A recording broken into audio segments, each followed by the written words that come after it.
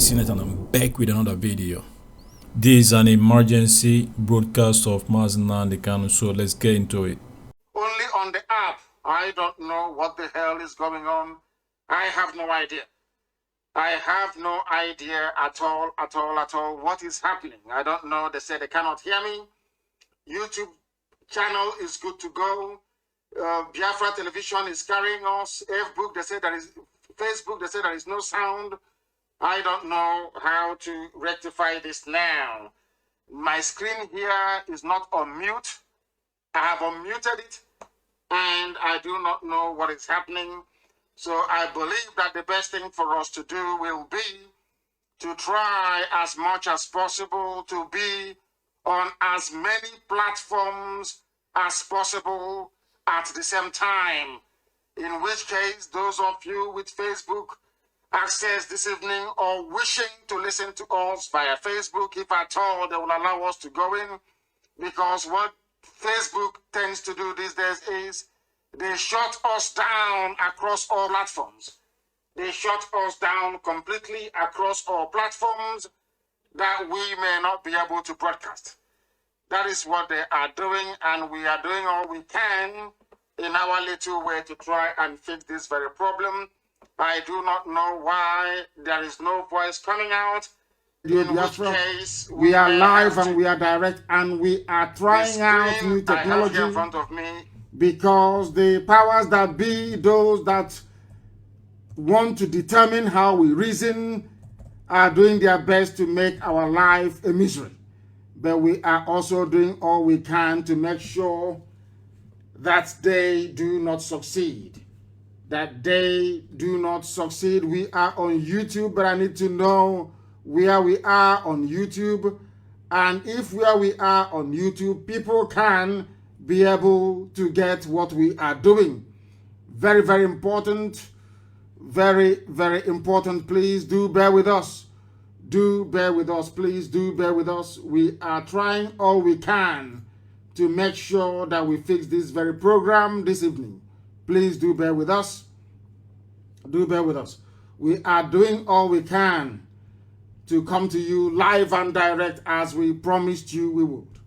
I do not know if we are live and direct at this precise moment, but what I can say to you is that we are doing all we can to try to rectify this problem. Anybody who understands the way we work, anybody who knows the way we work will know that we are doing all we can to fix this. And we are about to enter our studio, and I need confirmation. I need confirmation to make sure. They said I need to click on add. I have no idea what that means. Click on add, whatever that means. I do not know. It says click on add, or else it may not come out. I have no idea. I have no idea what is going on, but let us try and go live right now to see if everything is going to work the way it is intended. We are live at this precise moment. I believe we have gone live, and I need confirmation. I need confirmation. There is no mute here anywhere. Everything has been unmuted. I don't know if people can now hear us on those very platforms on StreamYard. Can you hear us? I need confirmation on StreamYard. Can you hear us, please? If you can hear me, please let me know. If you can hear me, please let me know. We are live on direct on a couple of places. They are saying, people say they are listening, but we need confirmation that the voice is coming out on StreamYard, because we are going to do a lot of things with this device. I don't know if Facebook have actually gotten to them. We do not know. We do not know. I need StreamYard, please. I need StreamYard. Can you hear me on StreamYard, please? Because we are going to do many things. Because during my next broadcast, we are going to come live to you via my Twitter handle and also Instagram. So we are doing all we can to make sure that we are ripe for that very occasion. I want to know, I know that IPOB Community Radio is good. We know that things are happening. We are using StreamYard. So I want to know if people can hear me on StreamYard. But Notwithstanding, we are proceeding because we know that our apps are working. We know that people are listening via that very platform. We must proceed with the time now standing at precisely 14 minutes past the top of the hour. This is a Radio Biafra live presentation. My name is Nnamdi Kanu, and I am the leader of the indigenous people of Biafra. And by the very special grace of the Most High Elohim, a servant of the Most High God, we are here to serve you in truth and in every honesty. I lead IPOB, the largest mass movement on the face of this very earth. I direct Radio Biafra and Biafra Television, and we are doing all we can to make sure that our voice is heard all over the world. All over the world. On this very platform of StreamYard, nothing is happening. But we'll try and rectify it next time. But every other place, we are live and we are direct. And I believe even on some platforms on Facebook, I don't know if we are live on Radio Biafra page as well. I don't know what is going on. I don't know what is going on. In other words, we have to disengage from this very platform and then endeavor to try somewhere else. I do sincerely and wholeheartedly apologize for this very delay, so to speak, because it wasn't intended this way. This wasn't what we planned, but that was how it turned out. That was how it turned out. And you cannot believe what is happening this evening. Even the Facebook platform that I wanted to use has gone blank. These people are very, very strange. It has gone blank. Oh, dear me. It has gone blank. University of Radio Biafra is not transmitting.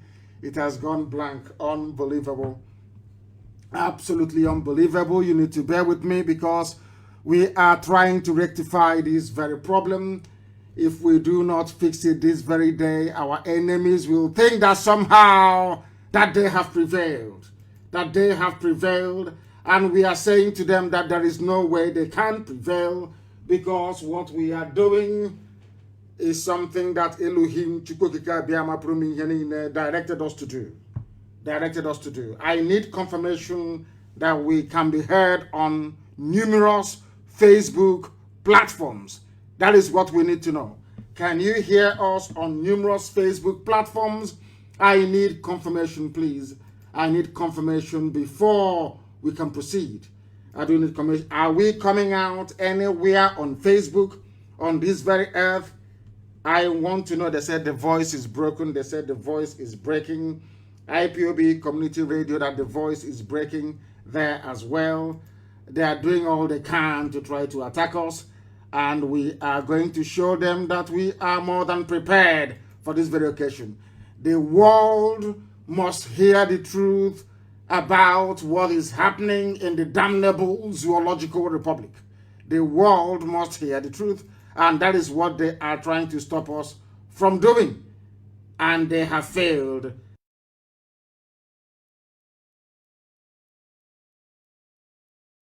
Very, very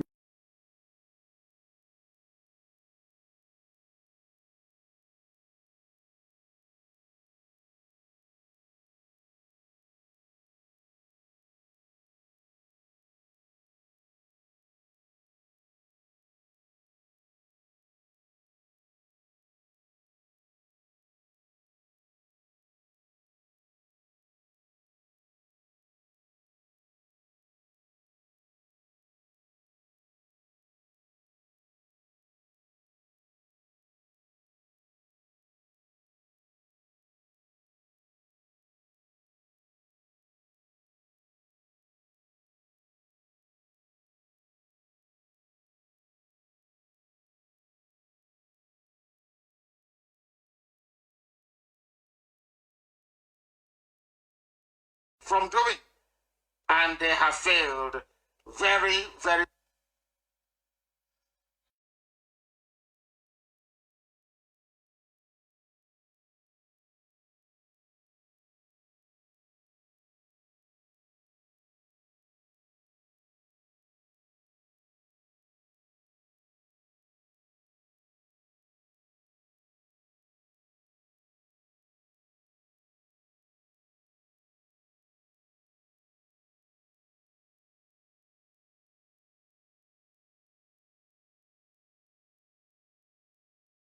but I also want to go and use a particular, how can I put it? I want to go and use, let us see if it is working. Go and check. All those on Facebook can go to Aiden Dillon. Go to Aiden Dillon, and we are live on that very platform, I believe. That is Facebook permitting. I can see them turning here. Yes, we are live on Aiden Dillon. Please, China Sanworu and all the rest of them, make sure you share it everywhere. Tuning is fine. People must go and get their apps, please. By the next broadcast, we are going to rectify whatever difficulties that we encountered this evening. Then, and also my new app is out, and we are going to put that also on the market so that everybody will be able to download. It is, of course, free. Somebody said Obinna is listening from the Cameroon, and it is very, very clear. That's what he said, from the Cameroon, and it's very, very clear. If you go to Aiden Dillon, you should be able to watch us on that very platform, and you can go there and share it everywhere else. We must now proceed, and we're going to pray. As it is customary for us on this very platform, we are going to call upon the Most High Elohim to come and take pride of place in our proceedings this very evening, morning, afternoon, or night, or wherever you are. In the whole, should I say, distress of trying to rectify the problems that we had, I have not been able to greet you. Of course, we know that today is the 4th day of February in the year of the Most High Elohim 2021, and the time now is 21 minutes past 7 p.m. in the blessed land of Biafra. Allow me to say rather belatedly good morning, good afternoon, good evening, and good night to some of you. This is a live presentation, and we must pray so that I can preach for you what I have for you, what I have in store for you this very evening. Bi also says Chineke na nke pụrụ ihe niile onye kere mmadụ dị ndụ. Chineke na nke usu niile nke ndị agha. Onye ọ bụ naanị ya na-achọ onye kere ihe niile kere eke mana onweghị onye kere ya. Onye mmụọ na mmadụ na-akpụ isi ala nye. Onye ọ bụ naanị ya ka mbara igwe na-egosi ọrụ aka ya. Onye ọ bụ naanị ya na-azọpụta ndị ya. Onye si na atamahụhụ na mkpagbu nke Ijipt wee zọpụta ụmụ ya bụ ndị Israel. Ka a sịkwa na-arịọgị n'ụbọchị nketa eze ndị nsọ ka i wee zọpụta abụrụ gị ụmụ gị bụ ndị Biafra, ndị tụrụ ugo nna nke ebere dị ngozi site n'aka obodo ekwensu bụ Zoo nke Britain kepụtara. Anyị wee na-arịọ ka iwe gbatara anyị ọsọ enyemaka n'ihi na ọ bụ naanị bụ Chineke nna. Anyị anaghị efe arụsị ọbụla na ịka nwe ntụkwasị obi ebe ọ nọ nna nke ebere dị ngozi dịka isi wee nye ya n'iwu na ya gị onwe gị bụ Chineke nna eze ebube dị ngozi na mmadụ dị ndụ agaghị enwe chi ọzọ ma tinyere gị. Anyị onwe anyị enweghị chi ọzọ tinyere gị ndị eze ebube dị ngozi. Anyị wee na-arịọ gị nna nke igwe ka iwe etinye obodo ekwensu bụ Zoo n'ụzọ ihere, ka iwe etinye ọgba aghara n'etiti ndị iro anyị niile nna nke igwe. N'ụbọchị nke taa ka aka nsi ha wee baa ha ọnụ, ka ha rabụ ndị kum ka ha wee kpagbuo ụmụ gị nna nke igwe. Ndị dị etu a bụ ndị ga-etinye ọgba aghara n'etiti ha. Anyị wee na-arịọ gị eze ebube dị ngozi ka ha na-agbadata ndịda na ọwụwa anyanwụ nke gị onwe gị eze ndị nsọ gọziri agọzi, chụghachi ndị iro anyị azụ n'ihere nke onwe ha. Biko bịa ka iwe mee ka ụwa gbaa ha ochu, ma lekwanye onwe anyị bụ ndị nwe ịhụnanya na obi ụtọ n'ime nzọpụta gị. Anyị onwe anyị bụ ndị nwe ezi mmasị ebe nzọpụta gị nọ. Ọ bụ ya mere mgbe niile anyị wee na-abụ ụmụ anyị aha nsọ gị eze ebube dị ngozi. Anyị wee na-agụ ụmụ anyị too Chukwu nna nke dị nsọ, na ọ bụ naanị gị ka okwu dịrị onye nwe m na Chineke nna nke bi n'igwe. Anyị wee na-ebuli gị elu wee na-aja gị mma, na-asị ma lee nna nke ebere dị ngozi. Anyị bụ ụmụ ogbenye, mgbe ụfọdụ anyị dịka ụmụaka wee na-asa n'afọ ọsọ nna nke igwe gbatara anyị ọsọ enyemaka bịa ka iwe zọpụta ndị gị, n'ihi na ọ bụ naanị gị bụ Chukwu okike abịa ma pụrụ m ihe niile. Ọ bụ naanị gị bụ onye nzọpụta, ọ bụ naanị gị bụ onye enyemaka, ọ bụ naanị gị bụ Elohim Adonai El Shaddai. Biko atụfukwala mgbe nara ekele ụtọ na nsọpụrụ na ịja mma site n'ebighị ebi ma ruo n'ebighị ga na-arịọ gị ise. If you have not brought out your pen and paper, please, may I recommend that you do so immediately. Janjaweed Alamajiri, bring your slate and your chalk. Because this evening, once again on this glorious platform, on this very finest university on the face of this very earth, we are going to preach the gospel of restoration of the kingdom of light, the kingdom of heaven upon the face of this very earth. That is what we are going to do, because that is what we have been mandated to do. This evening, we start with a very simple question. Because when it comes to black people, especially in Africa, the best way to be able to tease out their reasoning capacity is to try or start by asking them a simple question. Our question this evening is this. Are we prepared, those of you that call yourselves Nigerians, those ethnic nationalities trapped in the Zoological Republic, this evening, morning, afternoon, depending on where you are, I want you to ask yourself a very simple question. Are you prepared to be honest with yourself? Are we all prepared to be honest with ourselves? Because when this whole thing started, when Chukwu Okike Abiama determined that IPOB should come, a lot of people in the Zoological Republic were laughing at us. They called us a lot of names. They ridiculed us. That is why when people try to ridicule you, please, please, please, for goodness sake, if you're on the path of righteousness, do not listen to them. That is why they say we are very stubborn. But we are not. What I'm trying to do this evening is maybe, as always, to build a context, to try to, it's called preamble, upon which the rest of the evening is going to rest. What I want to ask this evening to the teeming audience listening to us right across the face of this very planet Earth, including our dear brother from the Cameroon, is this. Are you prepared to be honest with yourself?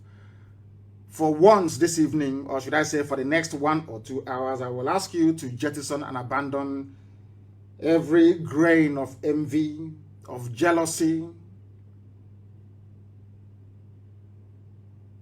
and of greed inside you.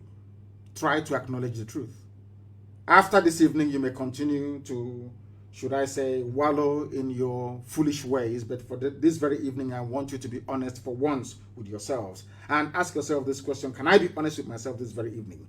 And now that goes, after asking yourself this question, I now will ask you a general question. What is the cause of the present insecurity in Nigeria?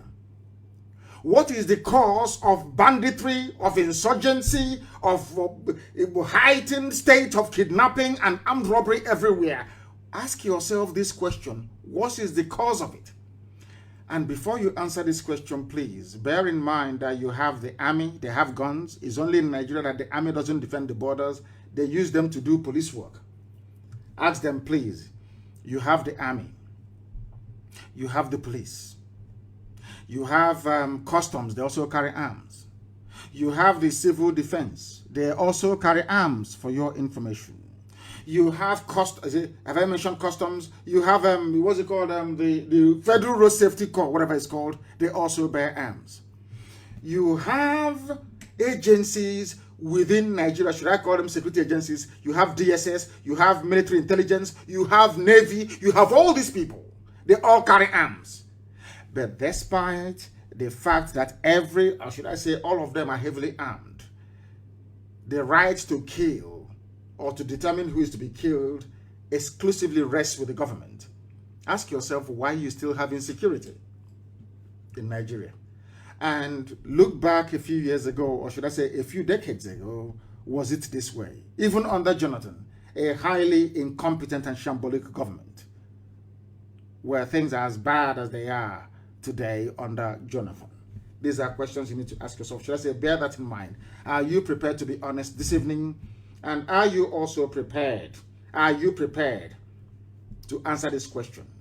What is the cause of the present insecurity in Nigeria? If you can answer that very question, then we are in business, so to speak. Because some of you may not know, or some of you know but pretend not to know, that the present problem in Nigeria is caused by the Fulani, should I say tribe or ethnicity or group. When I say, they say you're profiling. No, I'm not profiling. Because if you look at the way they approach all these issues in Nigeria, it tells you one thing, that they are in it, they know what they are doing. They are part and parcel of this very problem. Don't take my word for it. I don't believe in the zoo called Nigeria. I am not part of the damnable zoological republic. And I will never ever be. Not now, not tomorrow, not ever. Don't take my word for it. Take the word of the governor of Benue State. I'm going to play his voice in a minute. The same thing that Governor Autumn is saying now that everybody is jumping up and down for was what IPOB warned everybody about many, many years ago. In return, instead of love, what we got was they are miscreants. They are looking for who to scam. They are scammers. They are criminals. They are Yahoo. They are this, they are that. And thankfully, you see, God in his infinite mercy chose those that would be in IPOB to pilot and to propel this movement forward. Can you imagine what would have become of everybody had we listened to any of you mouthing your rubbish then? You used to curse us, you insult us, you say every manner of thing to us, but we continued because we believed in the righteousness of what we were doing. That one day all of you will see that thing that we saw, and today it has happened, hasn't it? I want you to please very kindly listen to don't take my word for it. Listen to the voice of the Benue State governor, a serving governor in Nigeria. So that when I blame the Fulani, Facebook can understand it. Facebook said I was profiling people, and I said to them, you don't understand what is happening. One day Facebook will tell us that Nazi party or those that belong to Nazi party are not Germans. That's what I'm trying to, that's one day, that's what they'll tell us. Have you heard of any Fulani man rising up to condemn the rape and the killing, the pillaging, the sacking of villages and the land grab going on in the south? All they say to you is try and live peacefully. One Nigeria. Let's not rock the boat. The nation should be one. That's all you hear. Not one word of condemnation. Not one single word of condemnation. Why is it difficult for all of you to understand that the Fulanis have come to conquer, to pillage, and to take your lives over? Look at what is happening in Yoruba land. Can you see what is going on there? Can you observe what has been happening ever since? The young man that came up and is now championing that very cause, there is no castigation from any quarter. Yoruba journalists are queuing behind him, writing about him almost every 30 seconds because, of course, they control the media. No castigation of any sort. Even when the young man appeared to have cast some measure of aspersions on the Oni of Ife, they quickly prevailed upon him to apologize, and he did, and that was the end of it. Can you imagine if such a thing were to happen in the East? Because people from the East are full of greed, envy, and jealousy. Shame should befall all of you. Look at what is happening in Yoruba land. They are campaigning and raising money openly.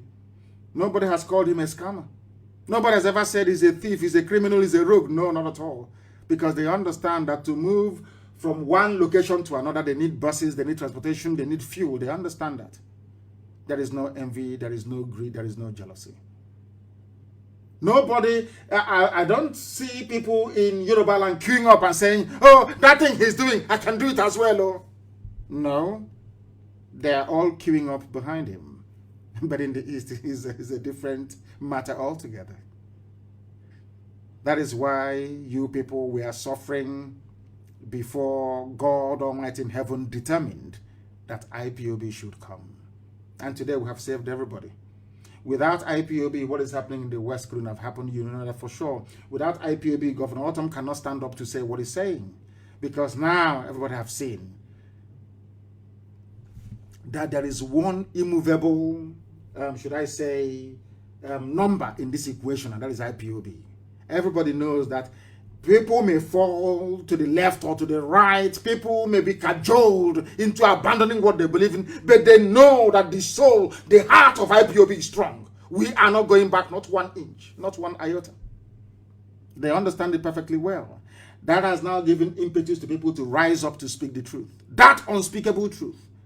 The same truth that we are speaking, and they said that IPOB must be proscribed.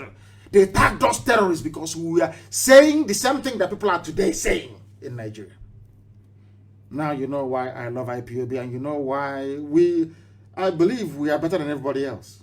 They say he's very arrogant. Why wouldn't I be arrogant? Something that this movement saw nearly 10 years ago. Now you're saying it. Why shouldn't I be arrogant? Why shouldn't I be? I'm a very humble person. And this movement that I lead is they are the most humble people in the world. If you doubt me, ask anybody. You can travel from one country to another. Once you come into that country, you say, I am looking for IPOB national coordinator, and your problems are solved. You don't understand that? We built a global family. And my happiness today is that they are unmovable. You cannot move them. I read rather very amusingly that my dear friends and brothers from my brethren from Oduduwa land, the Yorubas, that they are rising up to raise money for the young man, and I was very, very happy. And they said they want to raise for him 51 million naira. And they raised 4 million in, I think, in less than an hour. And I want them to go on and give him more, because he will need it in the coming weeks and months. And I saw people jumping up. And, you know, after I read that very article, I had, please, you must forgive me this evening. I'm going to preach. But I want to talk about this IPOB so people can understand it very well. That this noble family, I call them a noble family because unless you're in, you won't be able to understand what is happening. This noble family. You people, you contribute. Oh my God. That is why I pray for you 7 times every day. The same amount of money that people were jumping up and down to contribute today is what you pay only one consultancy firm in Washington every month. Every blessed month. I didn't say our lawyers, international, I said one consultancy firm alone. The people that contribute this very money, you don't know them. Some of them do, and they say, don't even mention my name. I don't want to be known. They are all IPOB. That is the money we pay to our consultants in Capitol Hill, in Washington, every month. And that made me realize that there is something special about IPOB. Too special. And no wonder not everybody is worthy to be part of it. That is why sometimes if you allow demon or evil spirit to get into you, you leave IPOB. How you leave, you won't know. Because God Almighty in heaven set up IPOB with a very puritanical, should I say, mindset. Unless you're clean, you cannot be in IPOB. You can't be. One day I heard that I can say, what will drive you away from IPOB, you wouldn't know. You will just wake up one morning and say you're going. Because you're not clean enough. You're not pure enough. That is the reason why we won the argument in the zoo. It is no longer in doubt that IPOB, all these years, they have been right. All these years, they have been right. All these years. Now you understand it, don't you? That we are the chosen children of God Almighty in heaven. We are the children of light. We are always right. Of course, we are human. We are fallible. We all know that. We are mortals. But in the main, we get it right all the time. And I don't think that Nigeria is giving us enough credit for the wonderful work that IPOB did for everybody. We bore the brunt of every... IPOB is like Jesus Christ. They crucified us in order for others to have life. Crucifixion. Suffering, pain. The tagging of terrorism, the invasion after invasion, the massacre after massacre. Mbo, Aba, Igwocha, everywhere they were killing us. The same people that were laughing at us when they were killing us, they are now the ones saying, oh, they are right all along. Oh. But of course, Yoruba journalism, shame won't allow them to say that IPOB has been right all these years. And to say sorry, to apologize to IPOB. Now, do you understand it? That is why they're chasing us all over the place. They gave money to Facebook to say, don't allow them to broadcast. They're educating people. Do you know they were blaming me for all the things that were happening in Oyo and in Ogun? They said I was the one that set it up, and heaven knows, I don't know the brave young man. I don't know him. And anybody who thinks that the Yorubas can be subdued or subjugated, they are dreaming. Because Yoruba won't allow that to happen. Not minding that they lost Kwara under some very fishy circumstance. But you will never hear a Yoruba man from Kogi say, oh, I'm Yoruba Kogi. I'm not Yoruba. I'm not from Ife. Even in Kwara State, where they have an emir of a Lorin, you cannot have a Yoruba man from Kwara State saying, I'm not Yoruba. But you have somebody from Ahaba, not Asaba, Ahaba, Meni, across the river. Somebody from Onichubo, somebody from Ukwane, somebody from Umunede, Umu, Umu, which means children, Umunede. Somebody from a place called Igbo Akari. They say, I'm not here, man. I'm not Igbo. Somebody answering weak will say, I'm not Igbo. I want the world to understand the hurdles and the obstacles that IPOB had to overcome to get where we are today. We are still dealing with the most difficult, idiotic race on this earth, the Igbo race. Difficult to a fault. Difficult for no reason. Sometimes. Have you ever heard anybody say, even Fulani and Hausa will say, oh, we're Hausa Fulani. That was in those days. Have you ever heard anybody say, hey, I'm Fulani, I don't mix with the Hausa. These are Igbo people, Igbo, IGBO. The only people on this earth that will reject the identity. That tells you how difficult they are. And when you ponder how difficult these people are, and how far IPOB has come in terms of the progress we have made, not only have we not united the entire Igbo family, we have united the, let me call it Igbo family anyway. Because Ibibio means little Igbo, Igbo, that's what it means. If you go to Google, they will tell you Ijo is related to Igbo. This Ijo is, some of those fools who yapping rubbish, they're from Arochukwu. Arochukwu. They are from Arochukwu. Talking rubbish. From Arochukwu. Hey, we are not here, we don't want to mix with them. The only people that, hey, we have suffered, though, I'm telling you the truth. We have suffered. My God, the pain is too much. Almost unbearable. A very, very stubborn race. To get them to where we are today, where they have now accepted that IPOB, that these people are going to redeem them. The redeemer is IPOB and Eastern Security Network. Now they know. Even to come out and say, oh, we are, in fact, some of them are confessing off camera, in secret. To come and say, oh, we got it wrong. We never knew you people were right. They find it difficult to say. How do you know that?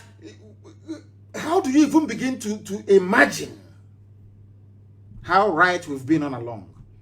See how I never knew that my Yoruba friends and brothers were waiting for somebody like Nnamdi Kanu to emerge from the West. That's why they were attacking us, so because they had nobody like us in their own area. They are journalists, not ordinary people. That was why they were attacking us. They had no Nnamdi Kanu in Yoruba land. As soon as one came up, you can see the way they eulogize him every day. We now have our own.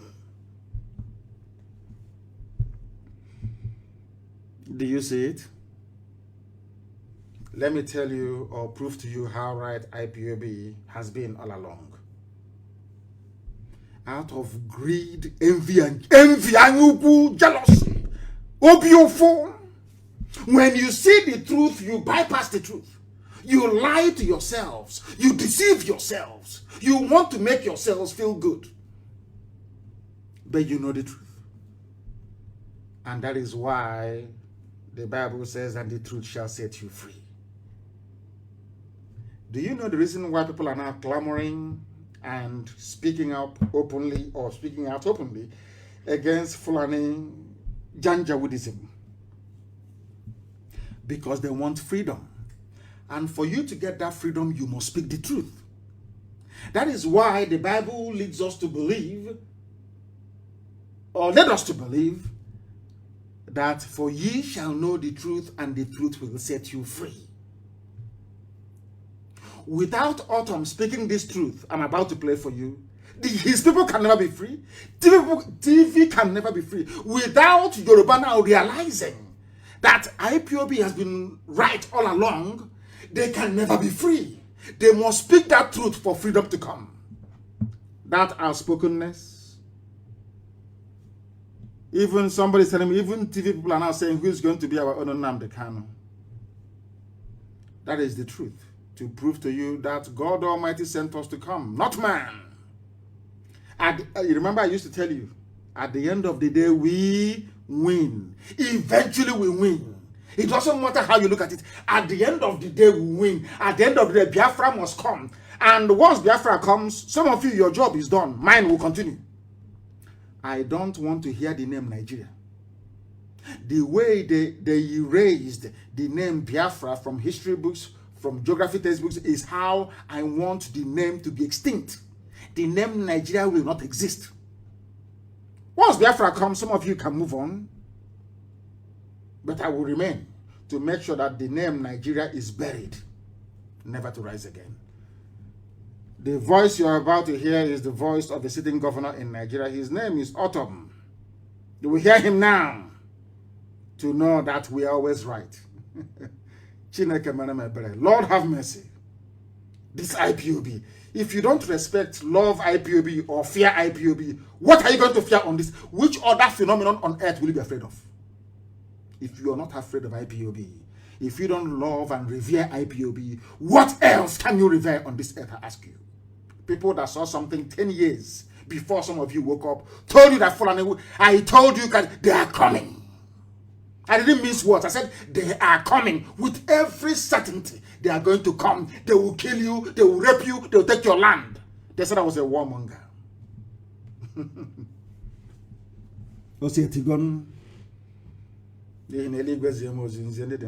All I'm giving you is the gospel from heaven.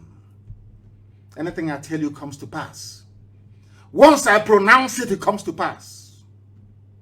It's a gift from God Almighty in heaven, not man. That's why I tell you with every degree of certainty and assuredness that Biafra will come sooner than you expect it. Now listen, please. I want you to listen. Where has it gone to?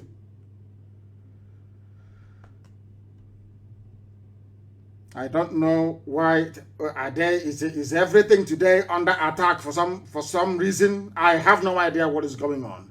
Everything was okay. I tested it before I came on. Now to hear the voice, or maybe channels television, maybe they've pulled the whole thing down.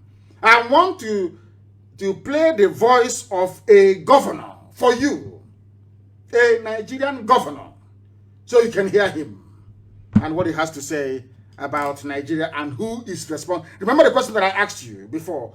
Who is responsible for what is happening in Nigeria today? The reason why Facebook took down my page, because I told them who was responsible. I told them who is presently responsible. And I told them who will be responsible in the future for any future mayhem or killings. I want the world to listen to us very, very carefully. Follow what we are telling you very, very carefully, because the truth cannot be hidden. You cannot hide the truth. Who are you to hide it? You cannot hide it. The truth must be spoken. And that is exactly what we are doing here. That is what we intend to do. That is what we are going to continue doing until the end of time. Because some of you do not understand what the zoo has in store for you. You don't understand. Listen. The federal government, the presidency must act fast because time is going. Yes. From north, west, northeast, north central, southwest, southeast, south. There is general insecurity. There is general insecurity all across Nigeria. He mentioned every zone. And who are the people responsible for that insecurity? That is the truth that your average Nigerian is running away from. Your average Nigerian runs away from the truth. We are asking them, who is the bandits here, headsmen there? Who are those people? You can't answer that question, can you? If you ask, Facebook will block you. Listen. And this is being prepared by herdsmen. I want to repeat again. I have made it a petition to the presidency and to all security agencies before. Yes. That if they want peace, Mayor Tiala must be arrested. What? These are people who have owned up. They have taken responsibility. That they have killed the man, they rape. Yes. And do all sorts of atrocities. Yes. Full on Mayor Tiala. Their leadership is in Abuja. This is the same Mayor Tiala, listen. The same Mayor Tiala working with Obiano in Anambra. The same Mayor Tiala working with Ibazu. And when we say these things, oh, you're insulting your leaders, your governors. Why won't I insult you if you're working with a rapist, you're working with a kidnapper, you're working with a bandit? Mayor Tiala came out openly to say, we are the bandits. And people keep pretending. The same Mayor Tiala, listen carefully, that your so-called presidency said that there are legitimate stakeholders in the governance of Nigeria, a terrorist group. Now, Governor Autumn have quite cleverly matched. I'm going to go back to him in a minute. I'll go back to Autumn in just a second. What are these? No. Let me go back a little bit. What are the sins of these people? What did Mayor Tiala do? Who are the people responsible for all these crimes? Let's hear it again. Listen. And the federal government, presidency, act fast. Because time is going. Listen. From north, west, northeast, north central, southwest, southeast, south. There is general insecurity. Yes. And this is being prepared by herdsmen. Who are the herdsmen of Fulani International? People, the same people they say give your land to. Give the same people that all Jews or Carlo gave land to Atlopa. They are the ones propelling this insecurity right across the board. Everywhere you go to, there's insecurity. Who are the people causing it? They say headsmen. Who are the headsmen? Fulani, because they said that is their way of life. Moving cattle from place to place, killing people, raping them, and cutting them up into pieces. When I say these things that are obvious truth, Facebook will take offense because they've collected money from the zoo to try to cover up what is in essence the truth. These days, in this world we live in now, people prefer to excuse abomination after abomination, evil after evil. Nobody wants to speak the truth anymore. That was why they removed Trump. Once you speak the truth in this world, you're gone. You're no longer politically correct. Where Satan found this power to be destroying good people, I do not know. You can hear him. Who are the ones committing and perpetrating all these crimes? They are Fulani. They are Fulani. Very clean and clear. Fulani headsmen. Now they said, do not stereotype. Don't aggregate people. Don't profile them. And I said, okay, I won't profile you. If it is not a grand design by the entire Fulani Caliphate, or should I say Sokoto Caliphate, well, why is it that they do not come out to categorically condemn what is happening? Never. They have never said, we are appalled at what is going on. Never. Never. Listen, please. I want to repeat again. I repeat. I made it a petition to the presidency and to all security agencies before that if they want peace, Mayor Tiala must be arrested. Mietiala. These are people who have owned up. They are the ones on the government of Nigeria. Yes. That they have killed, they maim, they rape, and do all sorts of atrocities. And yet their leadership is in Abuja, and nobody is confronting them. Their leadership is where? This is a governor. He sits on the National Executive Council meeting. He is privy to some intel that I do not have. He is privy to some intelligence that I do not have. He's a serving governor of a state in Nigeria. He's telling you those who are responsible. And they are in Abuja. They are in the presidency. You have a band of terrorists. As you're so-called, because of course Buhari is dead. Everybody knows that. Unless you're a fool. The reason why they're covering it up is because the same anyuku, the same equoro, the same jealousy, the same greed, the same envy. If we say that Buhari is dead, then IPOB will take all the credit. That is the only reason. Stop. There is no other reason on this earth.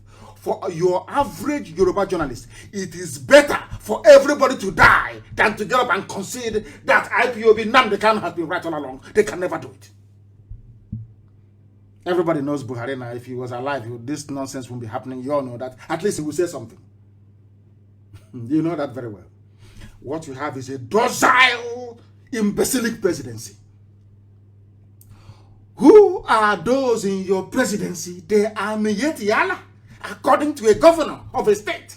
Not IPOB, not a Biafran, not from Middle Belt, TV people. If not for TV anyway, the whole of Middle Belt would have been gone by now. Because at least they are strong. They refuse to speak Hausa.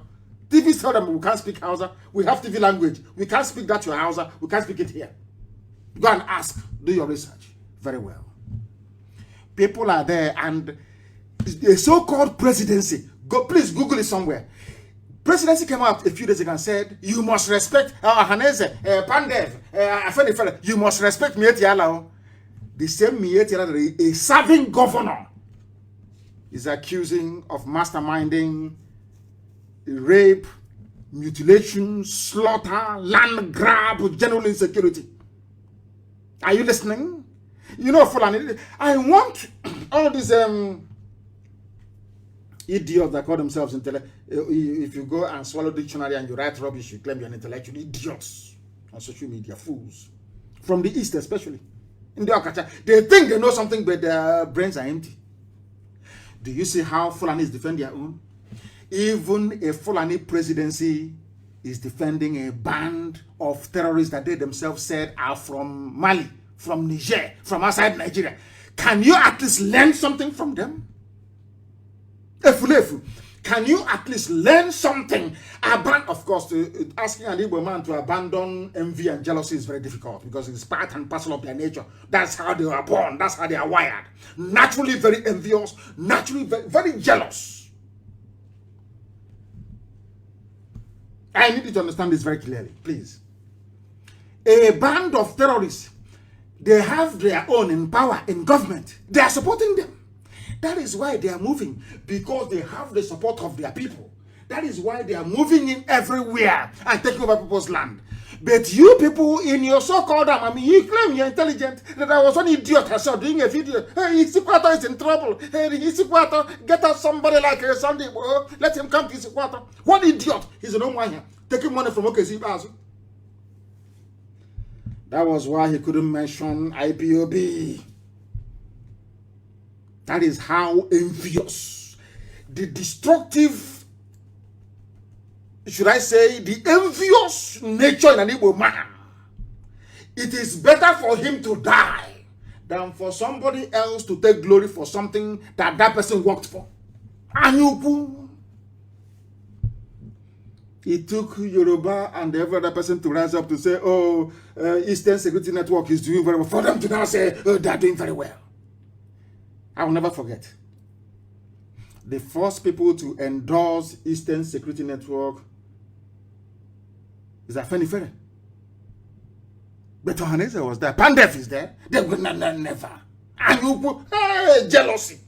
Hey, why must it be them? Why them? Why not us?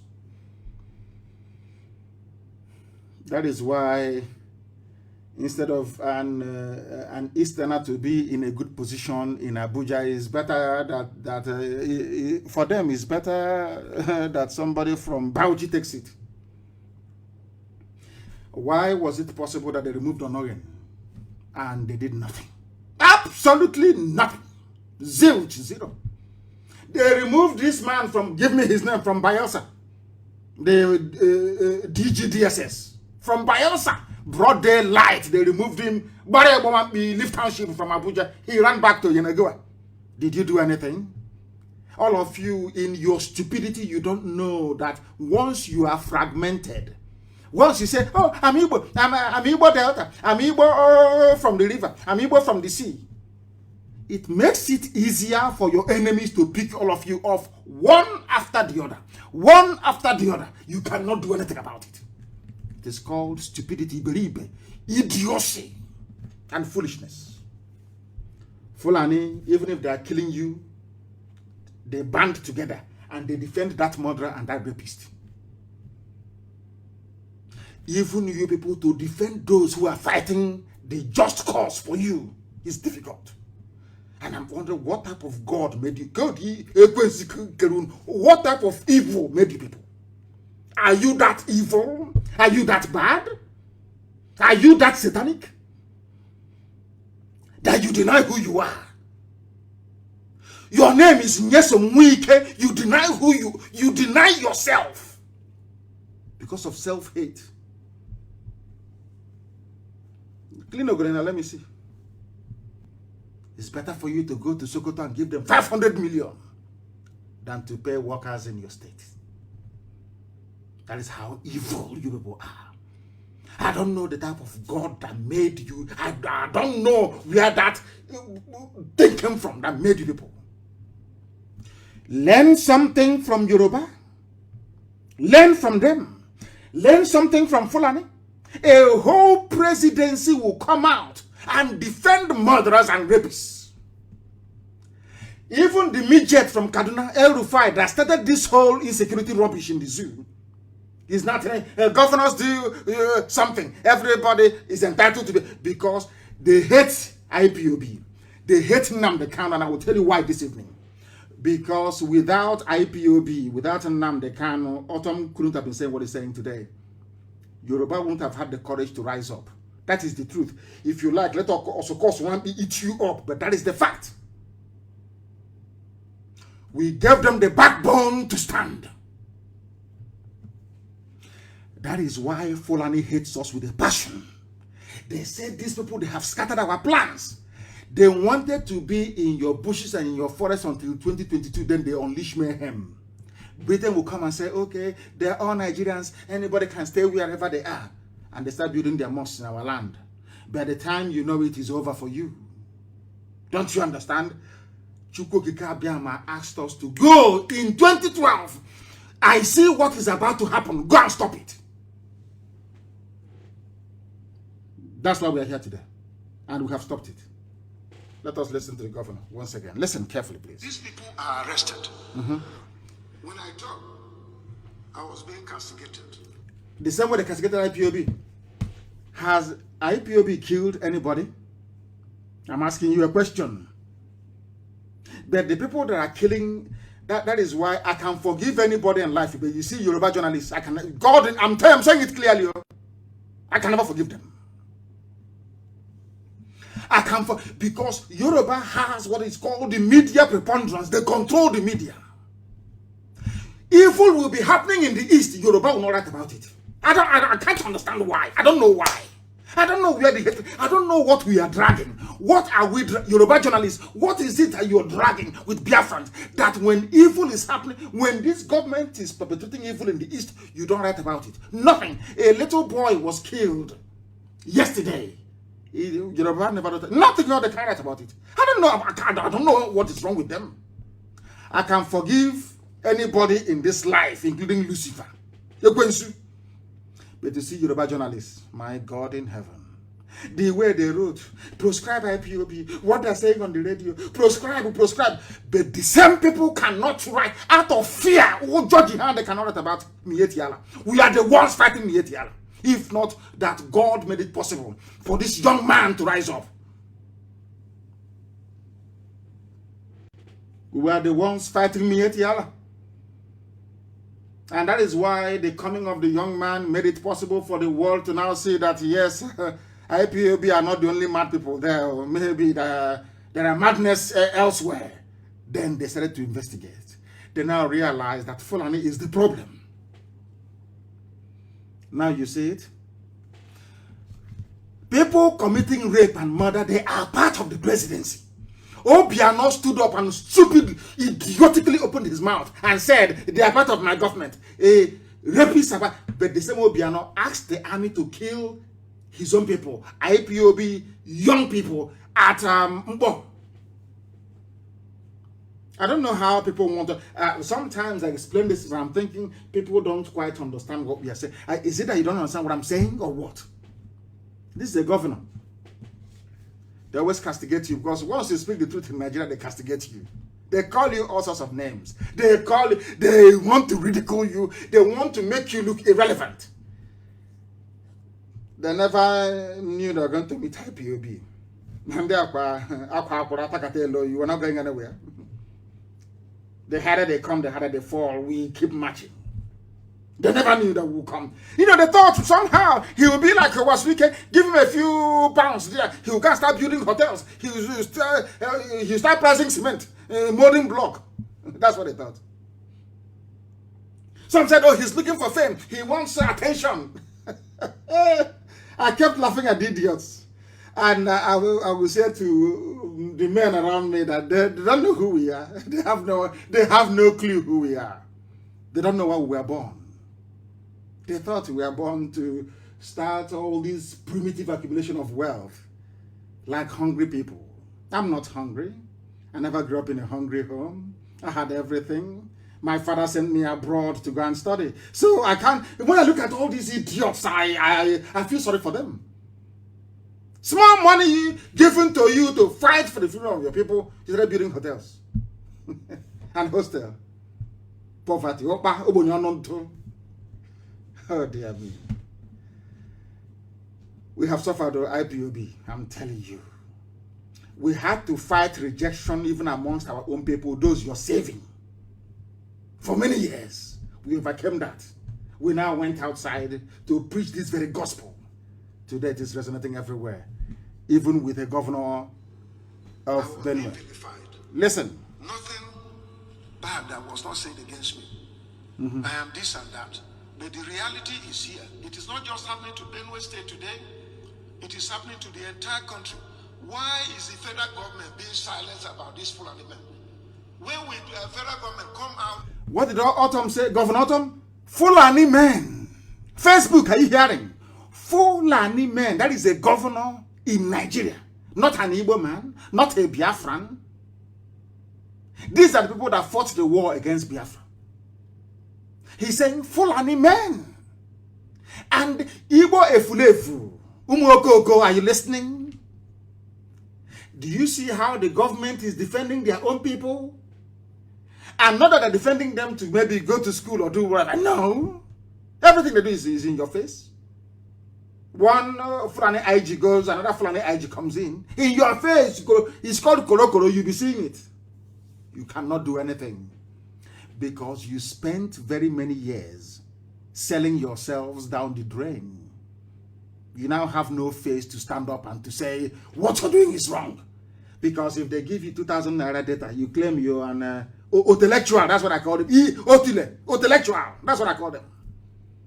One intellectual in Enugu will be writing rubbish, writing nonsense. After writing garbage, they give you 2,000 naira. Ike Kurama give you 2,000 naira a week to buy data. Ah, dear me, dear me. Yoruba, the proscribed IPOB. But when they want to write about rapists and murderers, they say Mietiala, Kotalhore, whatever it's called. And you want me to forgive such people? I can never forgive them. One of the setbacks of Nigeria is Yoruba journalism. I say it openly.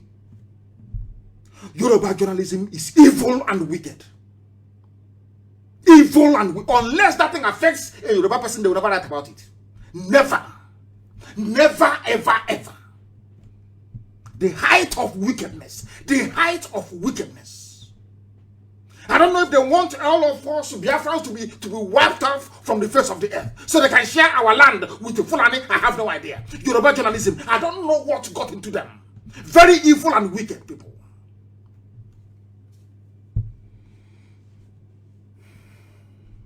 Very wicked. Today, as you're busy transporting your wickedness to the east, Fulani was coming and taking your land. You know, you're in Ekiti. Because of your wickedness. The wickedness you have towards the east is so much that even when Fulanis were coming to take your land, you couldn't see them. You became blind. Because you were very, very envious. You and the intellectuals in Igbo land. Go writing rubbish. Every place they're writing nonsense. Ask them to come and do what Nnamdi Kanu is doing. They cannot do it. Okay, bring people, come out on the road. Let's see how people. They cannot do anything. All they do is that I'm writing rubbish. Every place there. Proscribed. They proscribed. The outlawed group. Satan, not God. Satan will punish you people. Satan will punish. And of course, you're suffering now. Are you not suffering? The people who are killers, they are saints. Those who are saints, they are demonized. That's what Autumn is saying. Let's hear him, please. And criticize and arrest herdsmen carrying AK-47. Carrying what? AK-47. And I asked somebody, I asked Facebook, I asked all these intellectuals, I asked all these fools, and I asked them a simple question. Somebody is in your farm raping your mother with AK-47. How do you activate self-defense? With cassava stem? Don't militarize. Nobody has monopoly of violence. But the violent man is raping my mother in the farm. How do I stop him from raping my mother? You cannot answer me. He has AK-47. Please answer that question, please. I'm begging you. Do you see how foolish people are in the zoo? That's why I call Nigeria a zoo. I say it's not an insult. It's for you to wake up to see how idiotic your reasoning is. Somebody is raping my mother in the farm, cutting my sister into pieces, taking my land and destroying crops. I'm asking you a simple question. How do I defend myself? He has AK-47. You say I should go and protest. I should write to EU. I have written to EU. No reply. I came out to protest. The same Fulani in the army and police will shoot me dead. What do you expect me to do? What do you expect me to do under such circumstance? It's a simple question that they cannot answer me. Nobody. If you go to editors' offices, be it this day in Abuja or the Tribune, they are shaking. Once they see Alhaji, they start shaking. Once they hear about IPOB, everybody grows wings. Proscribed. They proscribed. What did IPOB do that you proscribed IPOB? Because Fulani and Britain told them the only obstacle to your march to the sea, you see the east. That is where your problem lies, not the west. It's the east. Subdue them. Subdue them, arrest them, kill them. Britain said we are here. Nobody will hear your case in ICC. It's Britain that is defending Fulani. Britain is defending them.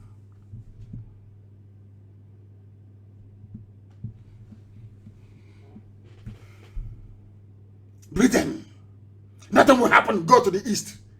Once you go to the east and you get them, then the west will fall.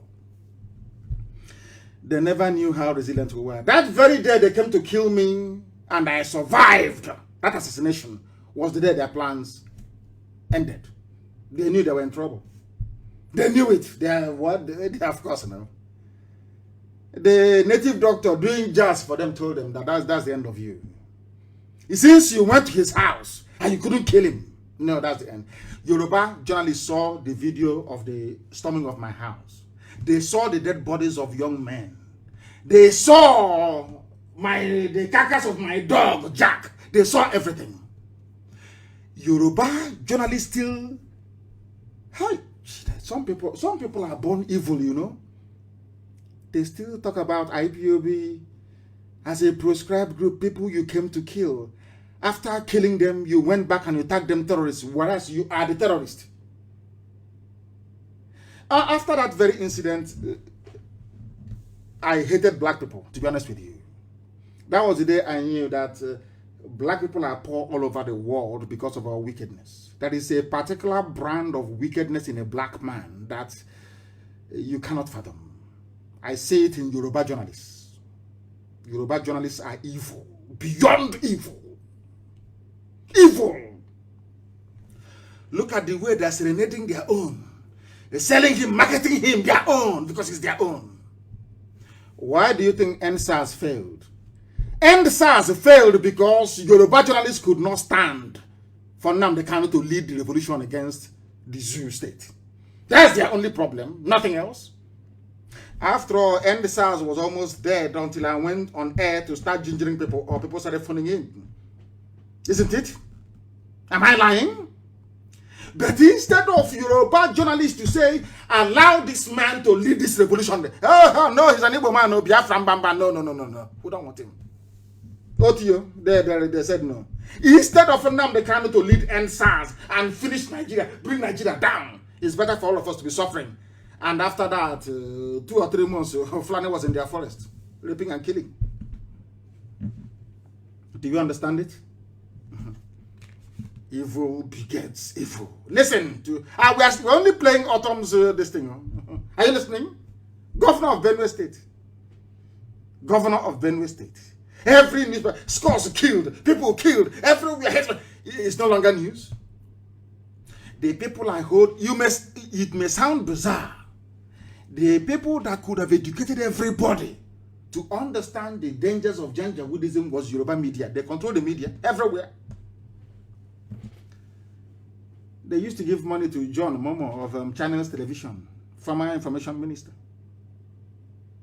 Didn't they? To be peddling their lies. IPOB, they thought they could demonize us. Do to me what they did to Ojukwu. Demonize Biafra, demonize. Nobody ever knew Ojukwu went to Abuja to go and negotiate restructuring. Nobody knew. He's a rebel, secessionist. And I kept asking them, secede from who? From what? We were here before the white man came. Are you mad?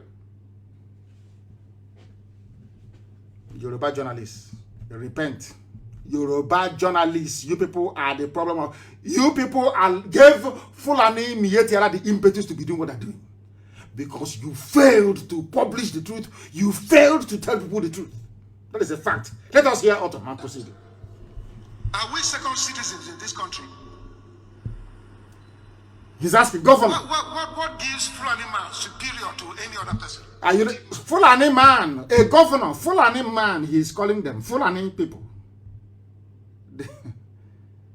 They are nothing. They are not particularly bright. They are not highly educated. The only thing is that Britain chose them. Because Britain will never choose a bright race. Never, ever, ever. I would have read in England. Sorry, in Britain, so to speak. I think it was in Glasgow or thereabout. In Edinburgh, I don't know. Once you're smart, Britain will say no. Britain created Nigeria to make it possible for them to control Africa. They thought the idiots they were grooming will control Africa. And through those fools, Britain cannot control Africa, but it failed woefully. Because they know that Fulani cannot do anything. They are not. Are they bright? You're bright, and in the 21st century, you're moving cattle from place to place like a deranged lunatic. Unbelievable. Unbelievable. I have spoken grammar like some people.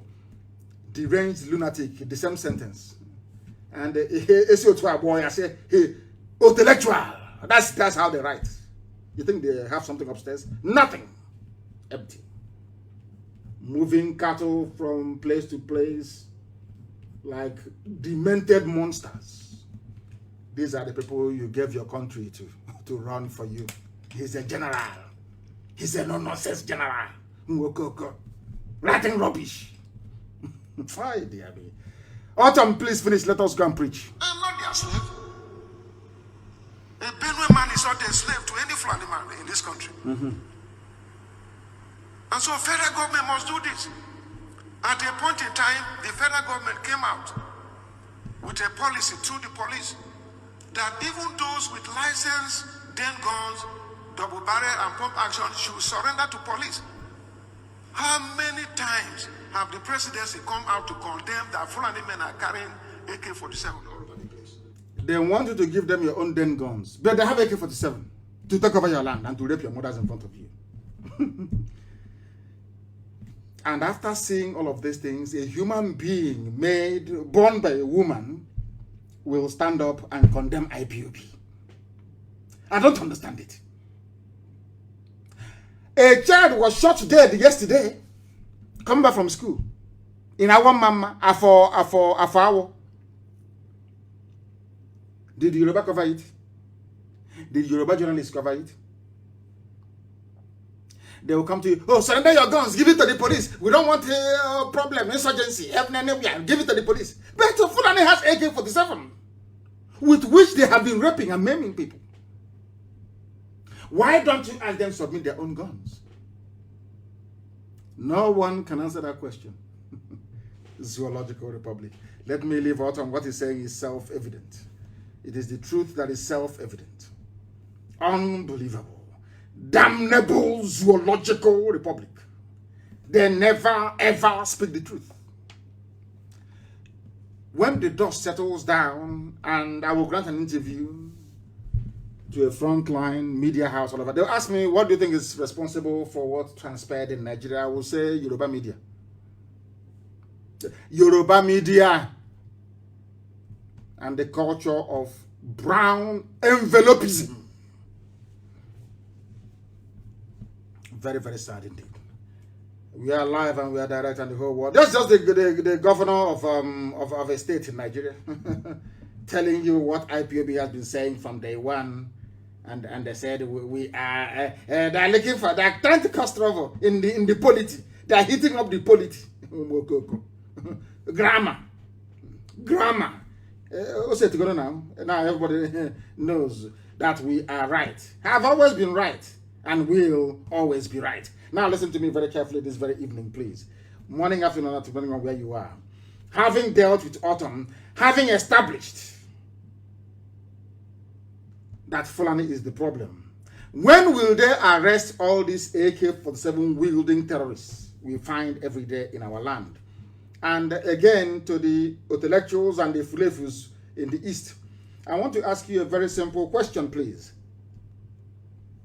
Why was it that Sheikh Gumi had to go to the forest to go and see his people, so to speak? Why did he go to the forest to go and see them? I'm asking you a simple question. Why did he go to the forest to go and see them? Why? Can anybody answer that very question? Nobody can. But Sheikh Gumi went to the forest to go and see bandits. And not only that, they weren't even remorseful. They came out openly to say that they can burn Nigeria down. Nobody arrested them. The presidency didn't come out to say, oh, we must arrest him, he's sitting up the polity. No, not at all. Islamic cleric Sheikh Gumi meets over 500 bandits. They know where the bandits are in the forest. Did Air Force go there to bomb them? But they were in Olo, hovering to bomb children. And you want me to live in a country with such entrenched injustice? Sheikh Gumi went into the forest. I'm telling you from the Zoo newspaper what they wrote. Now listen, the bandits are said to be those terrorizing Shinkafi local government area of the state. The bandits are said to be those terrorizing, listen, Shinkafi local government area of the state. The meeting was in continuation of the peace moves by Gumi. These are bandits. They kill, they rape, they kidnap, they extort, they murder, they torture people.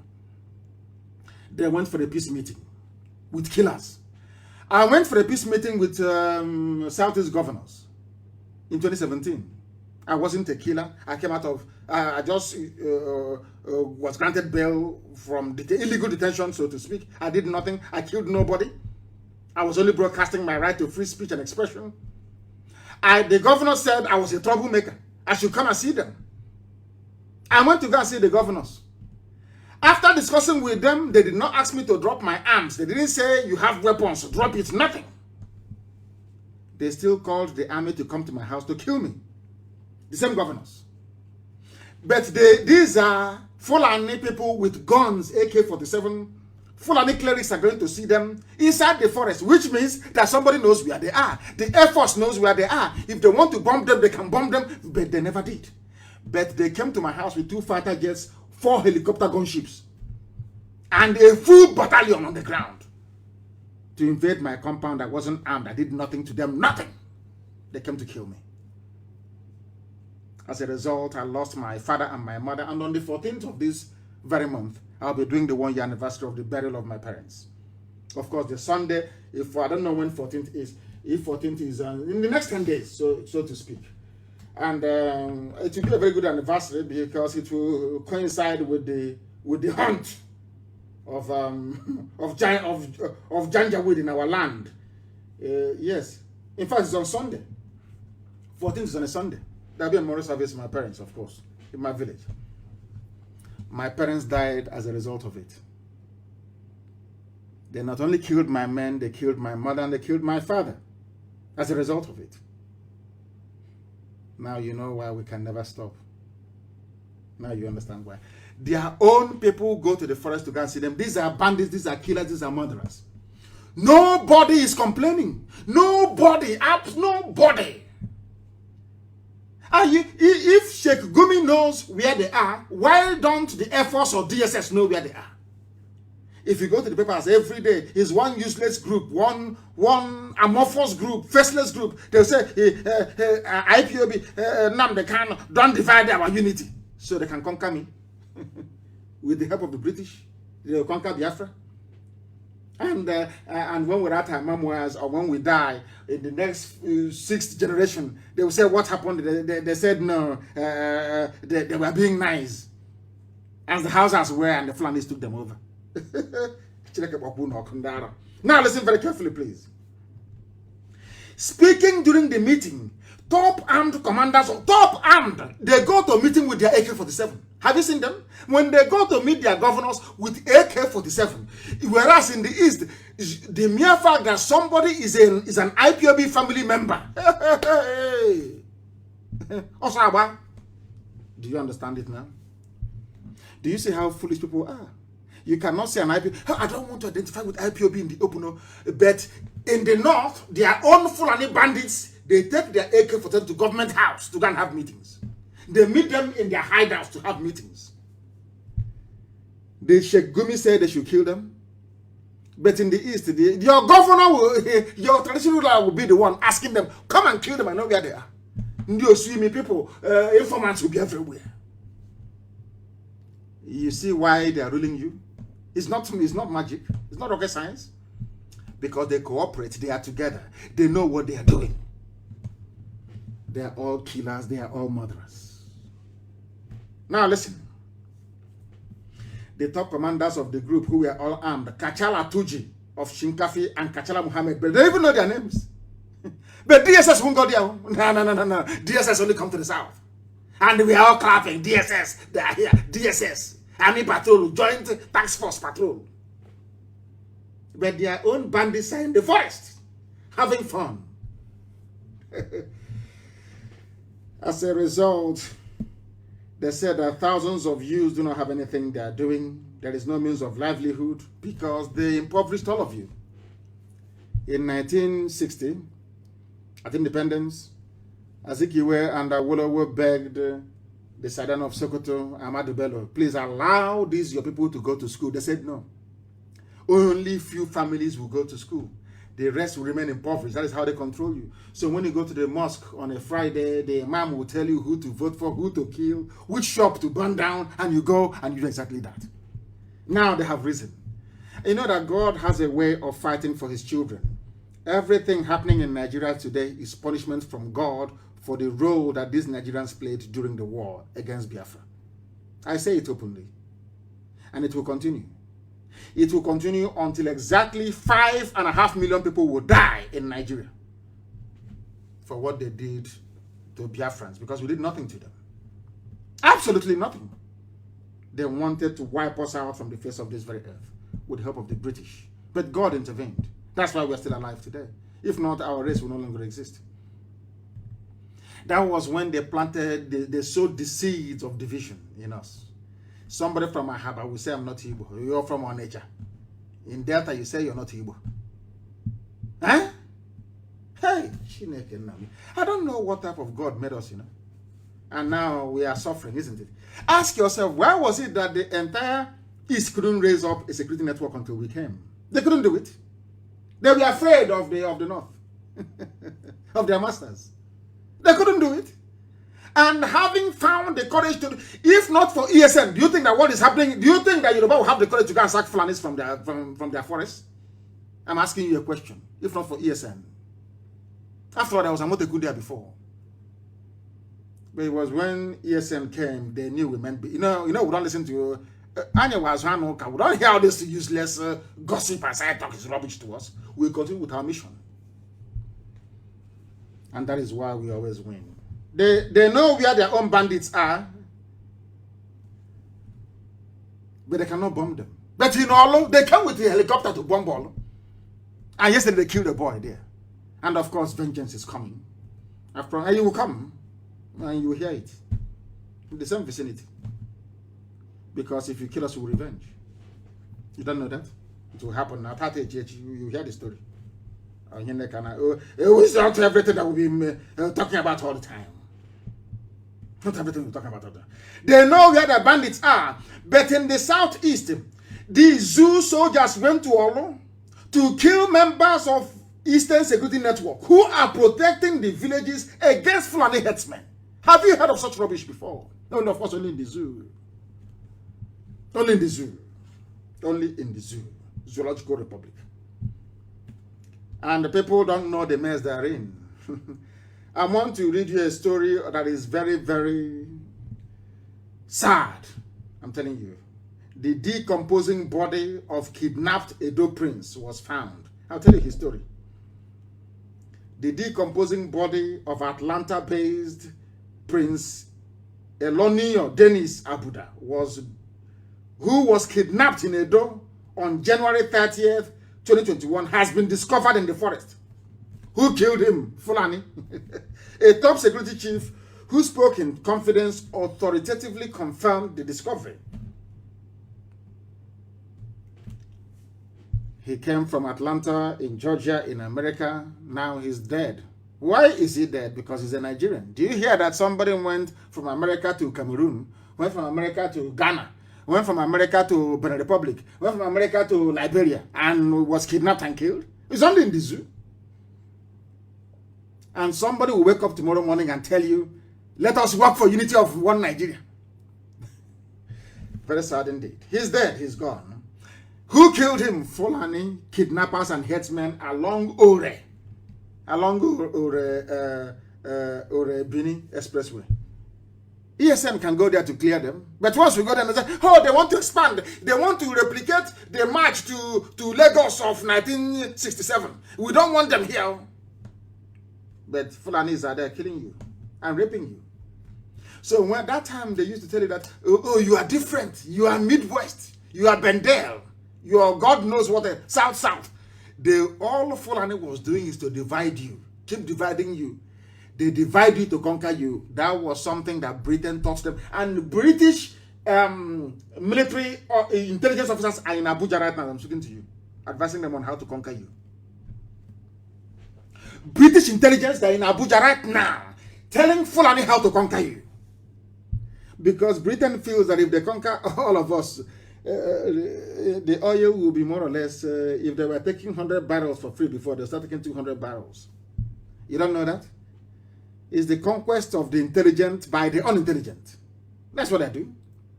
That is what they have to do, and if you don't take time, it will overrun you. Look at what Yoruba newspapers are doing for their people. Compare that with BBC. Look at BBC. Rejoicing that I was removed from Facebook. BBC, they were rejoicing.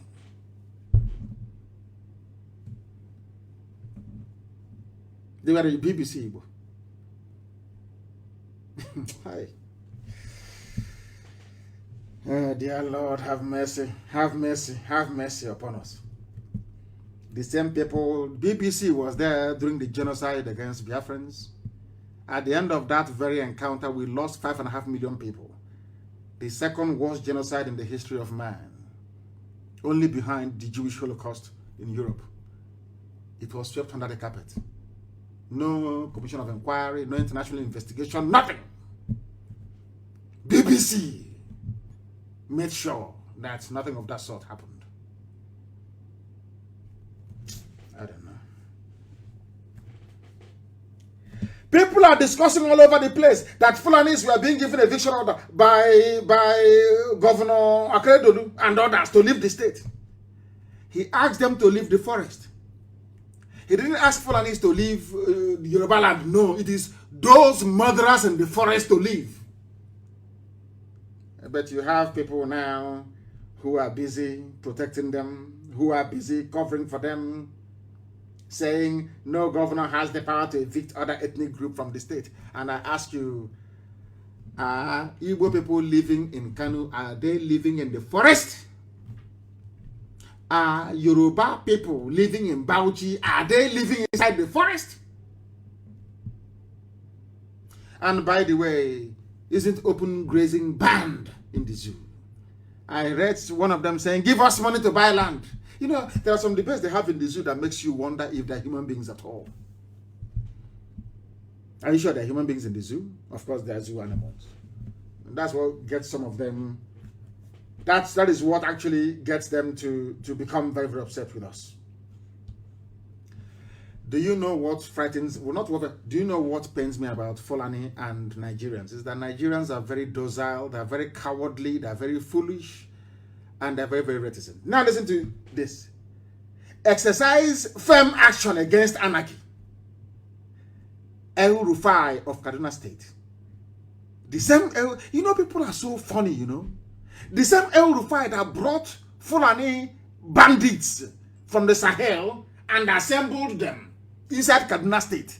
The same man that told you that he paid them money to stop killing, that he went to their houses in Niger Republic and gave them money to stop. Are you people, this Nigerian, these people they call, are you people normal? Are you people, are your brains working at home? This is the man that brought this insurgency. Him, the midget, El Rufai. Because Britain assured them that they are there, nothing will happen. Go take any land, go to TV land, take the whole of Benue, nothing will happen. Britain assured them. It was this midget, this idiot, that brought insecurity, insurgency, and banditry into Nigeria. Now, having firmly planted their people in every forest in the south, they are now telling you, every governor take action. Look at this idiot talking. Is he the president of the zoo? Of course he is now. He should come out openly so I can curse him and he will die. They're all dead, all of them. I will curse him. You let him come out and say he's the head of the cabal now ruling the zoo. Some of you are so daft anyway and very naive. I saw Buhari. I went to see Buhari. Which Buhari did you see? Which one did you see? Where is Aisha? Where is Aisha Buhari? I'm asking all of you. Zoo people. Where is your so-called first lady? Where is she? Because she's not an Igbo woman. If it were to be Patience Jonathan now, Yoruba media will have a field day. They will write and write and write. But when it comes to Fulani, they are cowards. Timid cowards. Pussycat. They run away. They are cowards. They are cowards before Fulani. Look at the way they took Patience Jonathan to task when she was in office. They were writing about Patience every day, making mockery of her. Where is Aisha today? She's having a good time with her boyfriend in Dubai. All of you dimwits are busy foolishly writing your junk as always. I feel sorry for you people. The man that brought insurgency has the temerity to tell you, against the backdrop of ethnic tension arising from headsmen and indigenous crisis in the southern part of the country, Governor Nasser El Rufai of Kaduna State has called on governors and leaders at all levels to step in. Step into what? This was what I told you that Britain had in mind. IPOB stopped them. Only IPOB. And at the end, only IPOB will take the credit. We will not share it with anybody. It was us that stopped Fulani from taking the whole of Nigeria over. IPOB, the same people who were proscribed, outlawed. We were the ones that saved you. And your sorry ass is all of you. Do you see what El-Rufai is saying? As I told you before, that was what I wanted to do in 2022. When they launched that all-out attack, ethnic nationalities will resist. And Britain will step in and say, oh, let's calm everything down. Calm it down, please. The tension is too much. But meanwhile, those of you that have taken land and settled in the Ebonyi state, stay there. Those in Abia, stay there. Those in Enugu, stay there. Anambra, stay there. Everybody in Delta, stay where you are. In Bayelsa, stay where you are. That will now become the new boundary. They will say, after all, you are in Sabongeri. And let me make it very clear this evening, every Biafran living in the north, you better come back home. Allow me to repeat very clearly and tell your people who are there, every Biafran in the northern part of the zoo, you better come back home. They are using you people to blackmail us. They say, oh, you have people in Kanu, you have people in Kaduna, in Zaria. We are not going to stop. Anything that happens to you in the north is your business. If they are going to twist your brain to be against your own freedom, let me assure you that you're not going to succeed. You won't succeed. The hotels, the buildings that you have in the north is secure. After all, I think Abubakar has a property or properties or string of properties in Dubai. Dubai is not part of the zoo called Nigeria. Buratai has properties in Dubai. Are you listening to me? Are you listening to me? You must come back home. If you remain in the north, they're going to kill you. They will use the resistance that we're putting up back home to kill you in the north. I know some of you say, well, we're going to stay our business and all that nonsense. That's all I have to say to you. Because Biafra will have the biggest economy in the whole of Africa in a matter of years. Come back home. If you stay in the north, they're going to kill you and use us as the reason why they did it. That's what they want to do. Can't you see that's what their governors are planning? To start killing people in the north. They say after all, Fulanis are being killed in the south. They won't tell you that these are Fulani bandits, terrorists, murderers, rapists, and killers. They won't tell you that. They say Fulanis are being killed. And BBC is there, don't forget. BBC is there to carry this news for them. Don't forget that British government will be there, as always, to go to UN and tell them that, oh, Fulanis are suffering. Hey, they are suffering. They are being killed. That's what Britain is going to do. If you don't know, let me tell you. So be very, very careful. El-Rufai made a broadcast on Wednesday where he urged leaders to exercise firm action. Firm action means stop Yoruba youths from agitating for Fulanis to leave. Stop ESN from doing what they're doing. That's what they mean by firm action. Bring the army.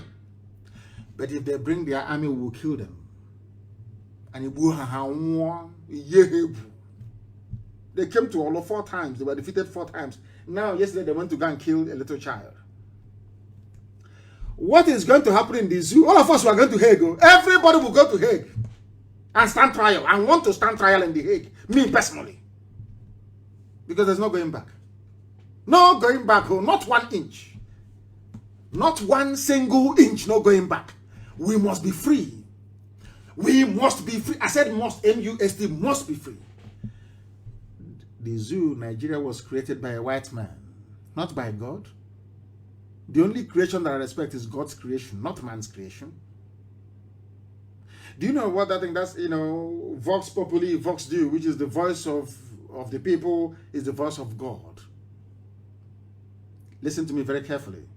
If people were to get together today to say, oh, I want to remain in Nigeria, that is their business. That is the voice of God speaking. That is God speaking.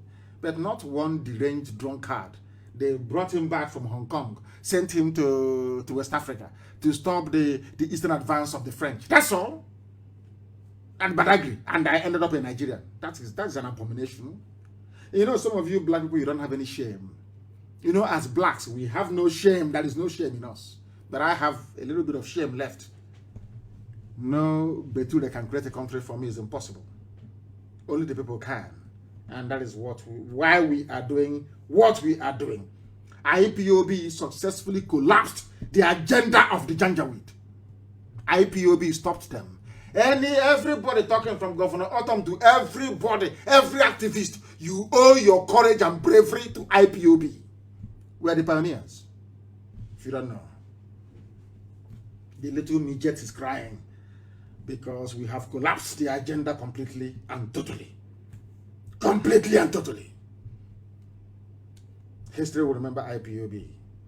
Nigerian government has failed us. We are not afraid of death. Zamfara bandits, their commander. Do you see Yoruba people as writing, kill him, find him, bomb him? They are causing insecurity. No, they won't because they are afraid. Cowards should not be journalists. They shouldn't be. Have you heard them call for their head? If it's ESN, hey, you won't hear a word.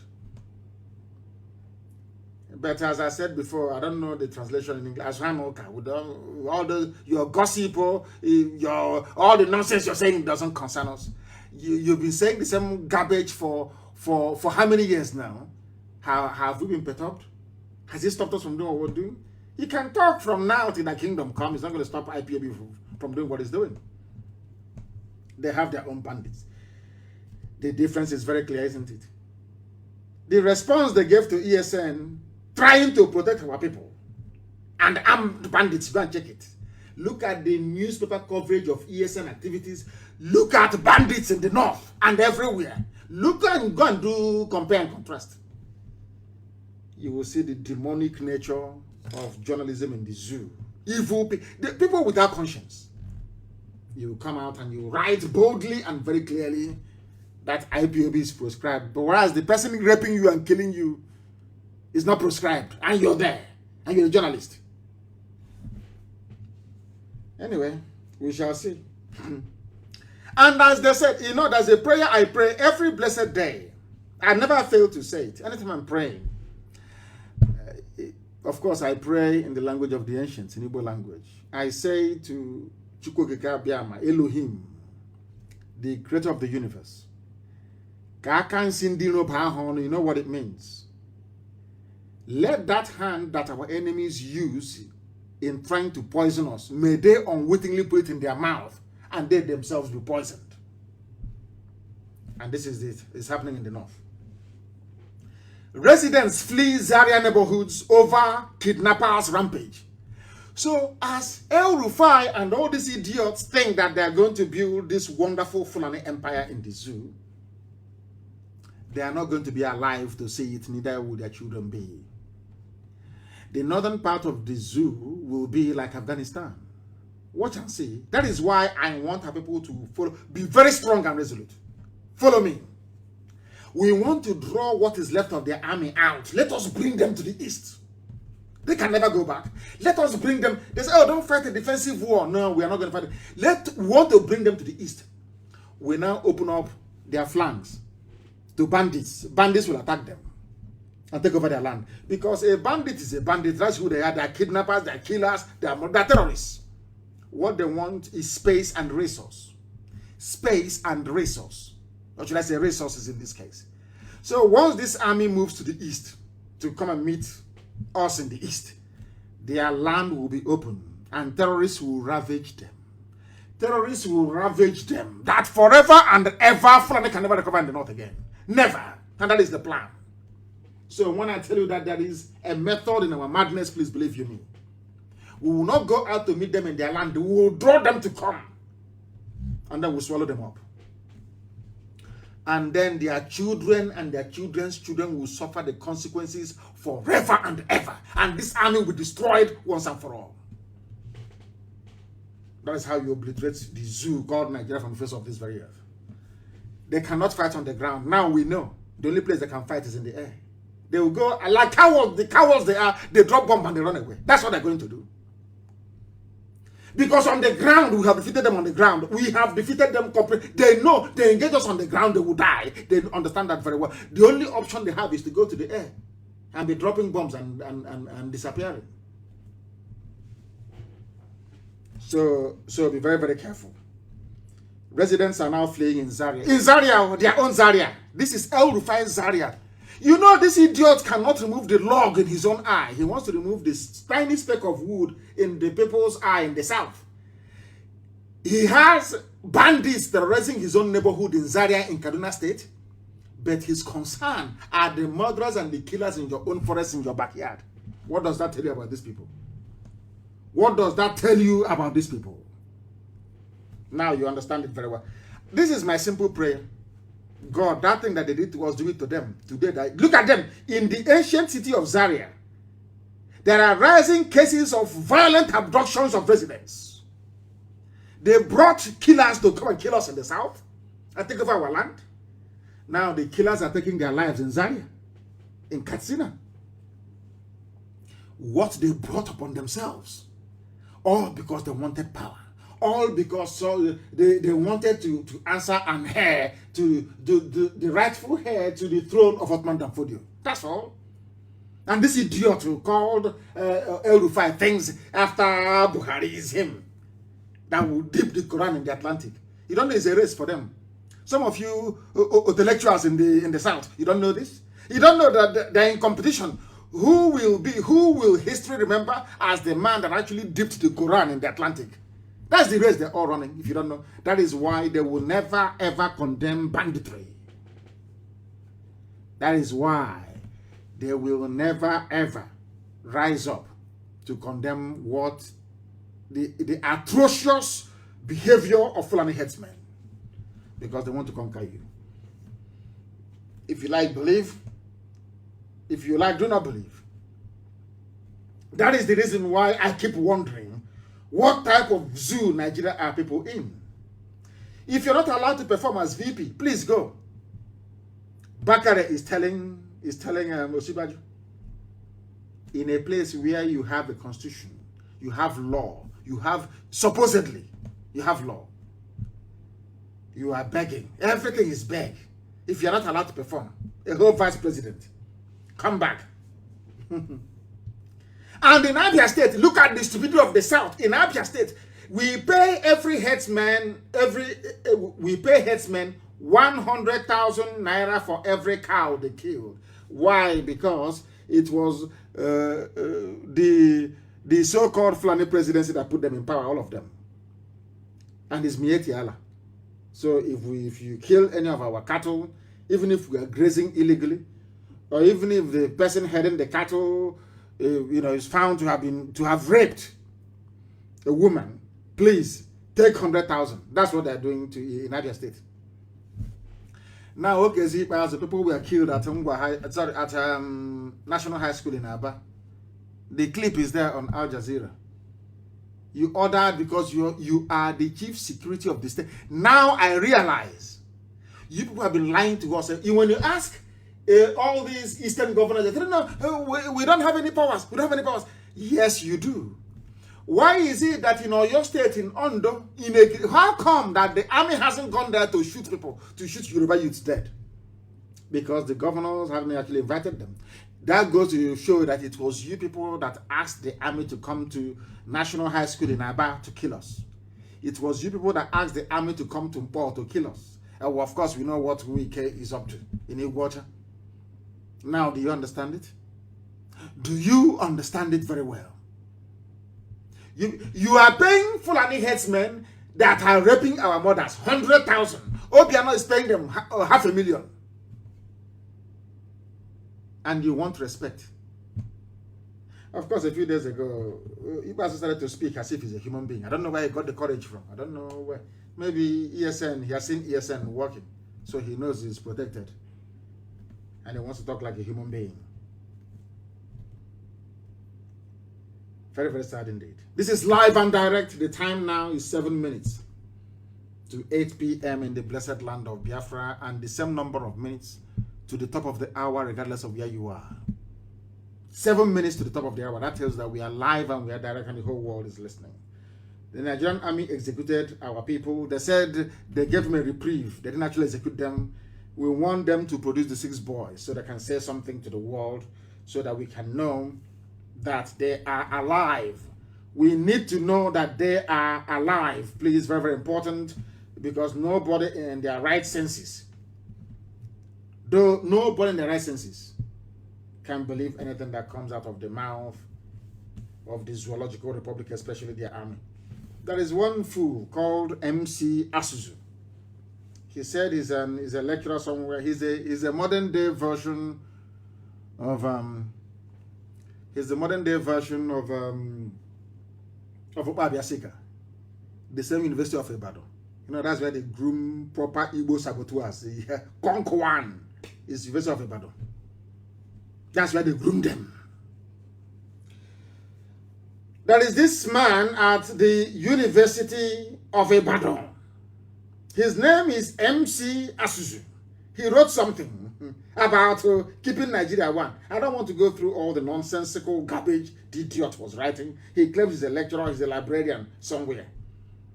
He was, as usual, you go online, you copy, you paste, and then you join the grammar with is and by. And therefore, you jumble everything together. You're intellectual. He wrote absolute garbage here. And from the nonsense he's writing, he's trying to tell the world that I want to tell you, he's an Igbo man, no? Igbo, IGBO, Konkwan. He's in the University of Ibadan, the modern day Obabiasika. You know, I love when people write this disparagingly about me. I love it. I love to read it because it amuses me a lot, and it reminds me that I shouldn't fail. You know, that's why I read it. That's why I love it. It reminds me as to why we cannot fail. That is why you need opposition and criticism. It keeps you on your toes all the time. It makes you conscious and aware of how many people that want you to fail. And when you think about it, you become energized. Now listen. After this man must have finished writing his junk, he's an Igbo man, no? He's complete and useless Igbo man. After writing all his junk, he said, unfortunately, one young man, I am 53 years old, but they call me a young man because my God loved me so much that he made me as handsome as I am. So, of course, some of them are jealous. So, if we cannot say, give you your dues, because of the way you look, we are going to say you're a young boy, and I love it. May I continue to remain young. You see, I don't know why people actually bother themselves. When people say that young man, I claim it. I say, how in the name of the Most High. When you say that small boy, I love it. That is why I look small every year. Despite the fact that I'm 53 years old, I look very, very young. Because you don't know, it's when people say you're small that you look small. You look young. Please don't let people say you're old. Once they say you're old, you start looking like the hotelier. Unfortunately, this man wrote, Asuzu, one young man in the southeast whose section of the country has been considered by the present federal government as the primary and first target of their envisaged national military conquest allows himself to be fooled. The Igbo man writing, I allow myself to be fooled into the asshole of that thinking. He's speaking English. This is what a whole Guardian newspaper published. Guardian of all people allowed such words to be used on the publication. Do you know that this man is an intellectual, so to speak? Intellectual, the Konkwan, the stinking ones. Intellectual in Ibadan. He's writing. So this man is telling us that he doesn't see anything wrong with Fulani in our towns and villages, raping our mothers, building their settlements. He sees nothing wrong. He's in Ibadan. And I don't know why bandits and kidnappers cannot go and catch such a person. And they killed that young prince that came back to his hometown all the way from Atlanta in Georgia, USA. When there are food. His name, find this man for me. MC Asuzu. One complete idiot. He said that we are fooled into thinking that the Fulani want to conquer us. He's an intellectual. At Ibadan. Hey, Igbo, who did this to you people self? This your self-hate. You want your people to be conquered. Who did this thing to you? Who, I'm asking you? Who did this to you? You hate anyway. People who can rise up one morning and decide to use their grandmother for ritual. I mean, what won't they do? Very sad indeed. This man went on to say, maybe he's working for Britain. So, he's talking about me. In Guardian newspaper, this is their opinion column. So, he organizes a guerrilla warfare outfit and talks a lot of rather very silly and militarily incoherent responses to disorder Buhari military stratagems within a so-called... He has written like one idiot that I know. He's after messing up with words, you call him an intellectual. To us, he is an intellectual. Mad people everywhere. I am simply defending my villages and my towns. I'm defending the East. That's all. He says I'm fighting Buhari. Intellectual in the University of Ibadan, where they groom saboteurs from young. Anybody who went through University of Ibadan is a potential saboteur. Sabo, betrayer, and the traitor. That's why they groom them. This one is there. I don't know. Maybe he's a librarian or he works in the zoology department. I don't know. He has written. And a security network that was formed to protect our mothers when they go to the farm. A security network formed to drive away illegal terror encampments in our land. Somebody is saying something completely different from our objectives. He's an Igbo man. Maybe he wants to be a minister or maybe a commissioner. Your state. By betraying your own, by writing rubbish. Now, what Britain will do is they will take it and say, oh, can you see what this man wrote? This MC Asuzu, find his picture, please. This MC Asuzu is an Igbo man. He doesn't believe in what Kanu is doing. He doesn't believe. They are all for one Nigeria. That was why he wrote this junk. Does it bother us? Of course not. As I told you before, now Okwebra will lift to Kenya. If you kick frog or a toad, you are giving that toad a lift because it's going to jump anyway. All these things, they energize us. They infuse us with courage and determination. I never take these things as anything at all because we are determined and very resolute. Either Biafra comes or we all die. It's as simple as that. Some people speculate. They don't even know where I am. They are just speculating. To dampen your spirit. They write all junks they know you're a black person. Once they write something to your spirit will go down. But I thank Elohim for IPOB. Very resolute and determined. These people, history shall remember you people forever and ever. The history of Africa will never be complete without IPOB being mentioned. You people single-handedly stopped the zoo from being swallowed up by Fulani Janjaweedism. You are immense. You know me, I like good news and bad news. In those days when you write a term paper, or when you write an essay, as well as it's called in the UK, if you write something, let's say they ask you to choose a topic to write about, and you submit your paper having either extolled the virtues or castigated that very subject that you're treating. When you give it to your lecturer, he or she will say to you, no, that you are not balanced. It means that you have to weigh the pros and the cons. You have to tell us the good and also the bad. And then in your conclusion, you tell us why you have fallen for either side of the argument. You can never come and say, something is good, there must be something bad about it. So that is why it's always good to have balance.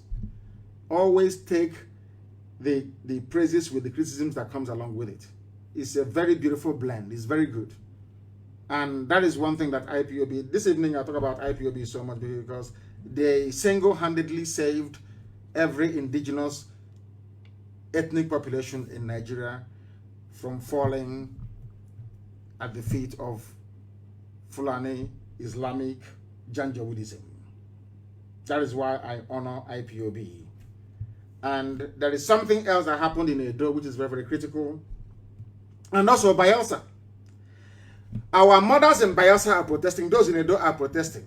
Tomorrow now, when the history will be written as to how this revolution started, people will not remember that it was Bayelsa and the Edo women that started street protest against what the Fulanis are doing. So I want us to place it on record, please. that when the history of this new phase of revolution that is coming is written, we must acknowledge Igodo women and also those in Bayelsa for their courage, their fortitude, and their determination. They came out on the streets to protest. And we must also encourage what ESN is doing. Protecting also is a very difficult task, but they're doing it very, very well. And as we have always known, they will come. The Janjaweed will come with everything, the police, the army. They will try to intimidate. You know, the whole thing will last about 8 months. And then after that, they will give up. We know how they work. We know their psyche. We know their brain. They will try everything. They will use the traditional ruler. They will use the governor. They will use the politicians. They will use this slave. This MCS. Find the idiot's picture, please. We want to find him and ask him if he wants to take over from Okpa Abiasika. Because Okpa Abiasika, the arch betrayer during the war, was also a lecturer at University of Ibadan. Surprise, surprise. Bayelsa women must continue what they are doing. They are raping them. They are killing them in the farms. And anybody against ESN is also against our mothers, is also against our farmers. And we don't want that to happen. And in order to fool everybody, they have said to people, return home, northern elders tell headsmen. And you think they're going home? Is that what you think? Is to lure you into a false sense of security, and then they strike. They're not going anywhere. That's the way they behave. If they leave today, I'll be the happiest man in the world. And as they are going, all of them in our bush, I said there will be no illegal settlement in our... It doesn't matter what you say. I don't give a damn what you're going to say. It doesn't matter what you... If you are in the bush, we have how many days? Is it 9 days we have? Or is it 10 days? If you are living in the bush, we don't care where you live. You must come out into the township. If you don't do that, then anything that happens to you is your business. Every illegal settlement in the east will be dismantled. All of them. Nobody is ethnically cleansing anybody. We are asking them not to occupy our forests. Go to the townships, go to the cities, rent a house like every other human being and live there. It's as simple as that. Please, if you don't know what intellectual means, please try and Google it. There are idiots mainly from the East who join two words from the dictionary together and think that they're making sense when they are making an absolute mess of their own idiocy. They are everywhere, especially on Facebook. Return home, they are trying to trick you. If you fall for that trick, then you're finished. Allow every citizen to buy AK-47. There are some fools who are saying, oh, but why are you armed? Why are you raising a militia? Not a security network, no. So even Mietiana that are doing the raping and the kidnapping, they have their own vigilante group. These intellectuals call them vigilante. But when we formed our own to defend our land, to stop our mothers from being raped, they call it militia.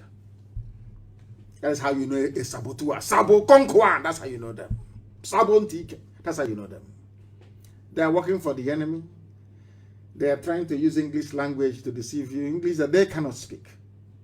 Because do you know why I call Zoo people pseudo-intellectuals, as Ojukwu referred to them? Or half-baked intellectuals. You see all that grammar that they write, when you read it as, hey, Zike, Kwoncha. If you want to know how daft they are, just simply thrust a microphone in their face and ask them to make a sentence or to make a speech. All that grammar that you're seeing they are writing will disappear overnight. That tells you that they are not the owners of what they claim that they have written. That's how you know fake people from the real ones. Allow every citizen to buy AK-47, according to Governor Ishaku. Which state is this man from? Taraba State Governor Darius Ishaku on Wednesday asked the zoo government of Nigeria, or should I say all of them, the zoo government of the zoo, to allow all citizens to own licensed guns and AK-47 for that matter. What does that tell you? The zoo has fallen. The zoo has fallen. Is that very clear to all of you now? A governor in the north, they are Fulani Lord. A governor in the Darius Ishaku, I don't know if he's Fulani, of course it could be, who knows where he's from. He could, for all I know, he could come from Cameroon. And after the place beside, he joined the zoo. Nobody, we don't know who is who anymore. Or maybe he came from Niger, from Chad. This man is called Darius Ishaku. He's the governor of Taraba State. He's asking government to allow everybody to bear arms. And people have the guts to question the reason why ESN is bearing arms. Do you see the foolishness of some people? Even those that sent their murderers to come down south is now appealing that everybody should have a gun. Why is he saying it? He said that 15 local government chairmen in Taraba State paid him a condolence visit following the death of one of his colleagues who was kidnapped and subsequently killed by gunmen. So, Janjaweed in the north, they are begging and pleading for guns to be made available to people to defend themselves. And some idiots are questioning why ESN should be armed. I can't. Hey, you believe a warrior. Foolishness everywhere. That tells you that the zoo is finished. And there is one thing that I do not like about this. I'm not going to doubt because it's local politics, but I think it's very, very terrible. There is a particular man, he said he's a pastor. He was talking about, anyway, I'm not going to go into it. Let's leave. It's about electioneering, and we don't want to go into it. But there's something that actually amazes me. People ask us, why do you agitate for Biafra? Why do you do what you do and all the rest of it? And I said to my people, all across the board, those from the north and those from central part of Biafra and those from the coastal region, have you ever asked yourself this question before? Why is it that Warri Seaport is not working? Why is it that Iguacha Seaport is not working? Why is it that Calabar Seaport is not working? Why? And you all believe in one Nigeria. Why is it that only Lagos port is working? Because that is why I have regard for this new generation of Yoruba agitators right now, wanting to be free. Because there is something that has been going on, and I want to ask my Yoruba brothers this, please. Yoruba, I want to ask you a simple question. If the roles were reversed and only Calabar Seaport is the only viable and functioning seaport in Nigeria and Lagos is there, how would you feel? It's a simple question.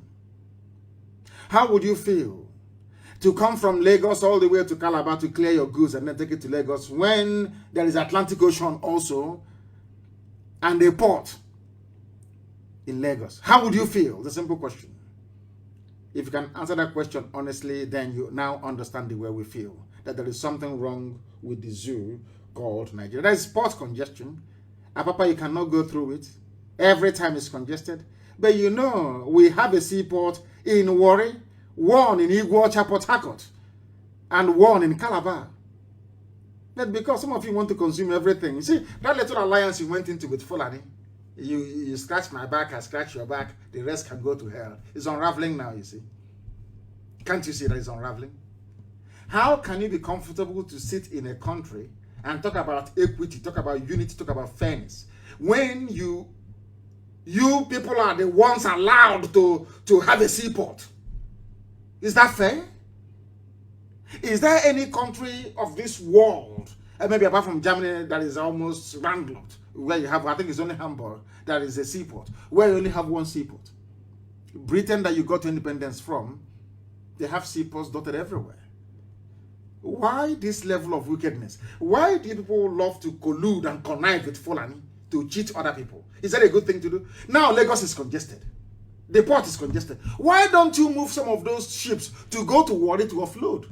For those who are in Edo, those who are in Delta, to proceed to Iguacha, to Port Harcourt, to offload for the southeast, to proceed all the way to Calabar, to offload for people who are in that part of the world. What is wrong? Why this level of greed? Why, I'm asking. Now the port is congested. Is that a good thing? Do you see why we want Biafra? Why we want to be on our own? Because there is a level of insincerity and wickedness in Nigeria which I can't tolerate personally. Why should Lagos be the only viable seaport? Why? Answer that question. And I'm sure you can't answer it. You cannot, can you? And when people from the coastal region of Biafra talk about nonsense about Nigeria and all that rubbish, I pity them. Stupidity of the highest order. Stupidity of the highest order. Nigeria's unity is a joke, a pathetic, wretched joke. Britain that is supporting you to keep Nigeria one. How many seaports do you have in Britain? Southampton, Liverpool, just name it. It's all, just Google it. It's all over the place. But in order to punish the East, in order to make us prime targets for conquest, everything must go through Lagos. Is that fair? The same ship will offload in Lagos, and the same ship will go to Gabon. Will even go to Cameroon to offload. We'll go to Gabon to offload. Why not stop in Calabar or Port Harcourt, Iguacha or Warri? What is wrong with you people? What type of wickedness is this? Is this the type of country that I ask you, if I'm asking my Yoruba brothers, all of them, everybody, will you be happy if the only viable seaport in the whole of Nigeria were to be in Port Harcourt, in Iguacha? Will you be happy? You now come from Lagos to Iguacha to clear your goods. Will you be happy? Supporting evil is not good, you know. It is not a good thing. I'm saying this thing because I love the Yoruba people. I love the Yoruba race. Those that I respect today, they are all Yoruba people. But there is a level of injustice you can't allow to continue. It is evil and it is not good. And that is why we want Biafra. I'm sure that you can understand and relate with that. And somebody said, in continuation of what I'm saying, the insecurity in Nigeria, you should blame the Yoruba people for the emergence of Buhari. It is called political expediency, and I'm very, very happy today that such nonsense will not happen again. That this revolution we are about to embark upon, or we have embarked upon, will continue and survive any effort by Tinubu to try to hijack it for his own purposes. Come 2023, that we stay very strong and very resolute. Remember the generations unborn and do the best we can to ensure that we leave a future for them that everybody will be proud of. A future of freedom, prosperity, progress, camaraderie, togetherness, and oneness, in truth and in every honesty. That's what we want. Nothing more, nothing less. Kazaure, who is he? He gave an interview. He said that the North knew that Buhari was a spent force. He was idiotic Senator Ibrahim Kazaure. The North knew Buhari lacked the capacity for leadership. They knew it. The North knew that he couldn't lead. This is from his own people, Ibrahim Kazaure. Who put Buhari there, and today they're killing us, today they're killing Yoruba people? Was those who were foolish enough to follow Tinubu. Here we are now, and everybody is suffering. Everybody is in pain, and everybody is complaining. And that is why we must bring this whole nonsensical zoological republic to an end. Because the more Nigeria lives, the more people are going to die. It is a country of not just wickedness and unbridled thievery. They have taken stealing to a whole new level altogether. None of the they import. They don't produce crude oil. They dig up crude oil from the ground. Instead of taking it to the nearby refinery, which is at One, they take it to the ones that I have built in Morocco and in England and in Equatorial Guinea. They refine it there. And the money they used to build all these refineries came from Nigeria, mind you. Let's call it Nigeria. They stole the money from Nigeria. They went out to go and build refineries with it. Now export the same crude oil outside, refine it, bring it back, and pay themselves, what's it called again? What is that thing they call it? Oh my goodness. Is it old age or what? Subsidy. But there are 4 refineries. 4 refineries. 4. And now let me shock you. Those 4 refineries, how much did they cost to maintain for last year? I'm just asking. The total value of output by the refineries for the period under review was 0. But they recorded operating deficit of 5.49 billion naira. The refineries are there, they're not doing anything. But you still paid the Janjaweed managing it 5.49 billion. Now, what happens to crude oil when it comes from Nigeria? They send it abroad to refineries. But meanwhile, they have their own. No? They refine it. And as the fuel, as the spirit is coming back, you now pay subsidy on it. Tell me which country on this earth is more idiotic than Nigeria. There's absolutely none. And on that note, we make every assertion, every claim that the only alternative is freedom for all ethnic nationalities trapped in the damnable zoological republic.